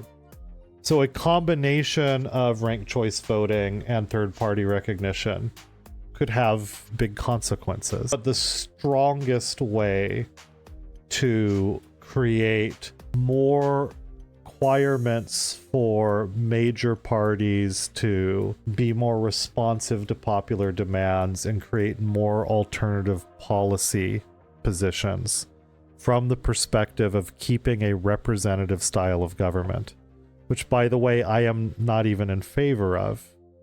I'd prefer something much more democratic. But were you to keep a representative form of government, then the biggest silver bullet would be a proportional representation scheme that would do the most work the most quickly. And that's exactly right, Dan Flip. It requires the formation of coalitions. And it's through coalition requirements that a broader set of popular interests can be met. The major parties have to do more than just saying they're going to do stuff. They have to enter into legislative alliance with minor parties who have the ability. Essentially, they have a numerical veto. You want to get anything done, you've got to give us our, ecological demands, or you have to give us our labor demands. Or from a right-wing coalition, you have to do your fucked up anti-trans or racist shit. But it creates, for better or for worse, it creates the requirement that parties have to negotiate with a wider set of popular positions, because those popular positions find veto power. And Biden didn't do himself any favors in this debate. When he was asked about Palestine, and what he wanted to say was how he's given Israel everything it wanted except for 2,000-pound bombs. I thought that was again, from a purely cynical electoral calculation perspective, I thought that was a really stupid move on his part. From the pure sports game part of this. Right-wingers who don't think Biden is Zionist enough are never going to be convinced by anything Biden says. But what he can do is he can lose the votes of people who are in favor of the freedom of the Palestinian people. And what he did was he made sure to accelerate that process. Don't quote me like I'm Nostradamus on this. This is really just like my read right now from limited information. I'm not going to pull the political science card on this one at all. It's simply based on my sense of Netanyahu's relationship to Zionism and authority. Is that I think Netanyahu, this is why the World War III thing is actually kind of real and scary. And this weird underlying thing where a portion of the right and the left are kind of concerned about it. A weird kind of point of solidarity that will probably go unrealized, but it's the World War III thing. Because I think Netanyahu wants to tip the dominoes. I think Netanyahu's old. I think he wants to see the completion of the Zionist project in his lifetime. I think he understands that there's this sort of misread that like the United States is Israel's lapdog. The United States is no country's lapdog. It's just so absurd to think about that level of control that Israel has. They have AIPAC's influential in our politics and things like that. But the U.S. supports Israel for two main reasons. The arms industry likes selling guns, and they especially like when the government buys their guns and then gives them away to someone else, because it means they get to make more guns. And politicians like money, and they like the support of the arms industry. Israel's a customer. And the second thing is we are in a white supremacist apartheid state that's rooted in settler colonialism. And the United States incurs certain cultural and political risks by legitimizing the cause of the Palestinians. Settler colonial states need to stick together, basically. And I think Netanyahu understands that when push comes to shove and more major conflict breaks out in the Middle East and the dominoes start to fall, United States cultural and economic interests will align with Israel, and the United States will have to join in on the side of Israel. And whether that starts with Lebanon or directly with Iran, Netanyahu wants to reform Lebanon and collapse the Iranian political economy and system of government. He wants to limit what he sees as the external limitations on how far he can go with Palestine. The background threat of air retaliation for the complete extermination of the Palestinian people is one of the major limiting factors in Zionism. And I think Netanyahu would like to tip the dominoes so that the United States, in order to protect its own interests, helps Israel eliminate those threats. And once they're eliminated, the complete elimination of the Palestinians from the land comes next. Also, once Netanyahu's term is over, he's probably going to jail. So I think Netanyahu personally, I could be wrong, but and he might not succeed in this either. I don't think it's in his interest to create a ceasefire deal. It's in his interest to expand the conflict. They've been very good for decades at performing good faith to shield their bad faith when they ultimately reject agreements that limit their ability to keep expanding into Palestine, or that limit their authority over Palestinians. They're very good at seeming like they don't really want to do these things, they just kind of have to. I think the bombing of Rafah really, I don't know if it really clarified, but not everyone I think has been paying attention to Netanyahu for forever, right? And there's a lot of young people and stuff. I think it was a reminder of who Netanyahu is. Head to Rafah, that's the safe zone. Okay, we might attack Rafah, but it's just to force a peace deal. Hey, they said they might accept our peace deal. It's because they don't want us to bomb Rafah. That's why we have to bomb it. It just reveals Netanyahu's just trying to kill as many Palestinians as he can. He's looking for the reasons to justify it, and he's seeing how stupid other people are, how much he can get away with. Truly one of the most evil figures of the 21st century. I mean, I think Cobalt, it was you who I think it was you, Cobalt, maybe it was Wizard, but I think it was you who pointed out during the debate when Biden was talking about Putin that all of this applies to Israel, all of those critiques apply. I mean, certainly the United States has no moral authority when it comes to claiming that what they're interested in Ukraine is Ukrainian sovereignty, while the United States is supporting Netanyahu so vigorously. Likewise, Dantelope, exact same sentiments too. I always appreciate your perspective and vibe as well. Thank you for participating and adding your voice to the conversation, and for everyone else who's come in and chat as well. This made watching the debates a lot more stomachable, shall we say. But I'm gonna go ahead and log off. Bossabot, stop hitting on the chatters. Okay. Bye everyone. See you soon.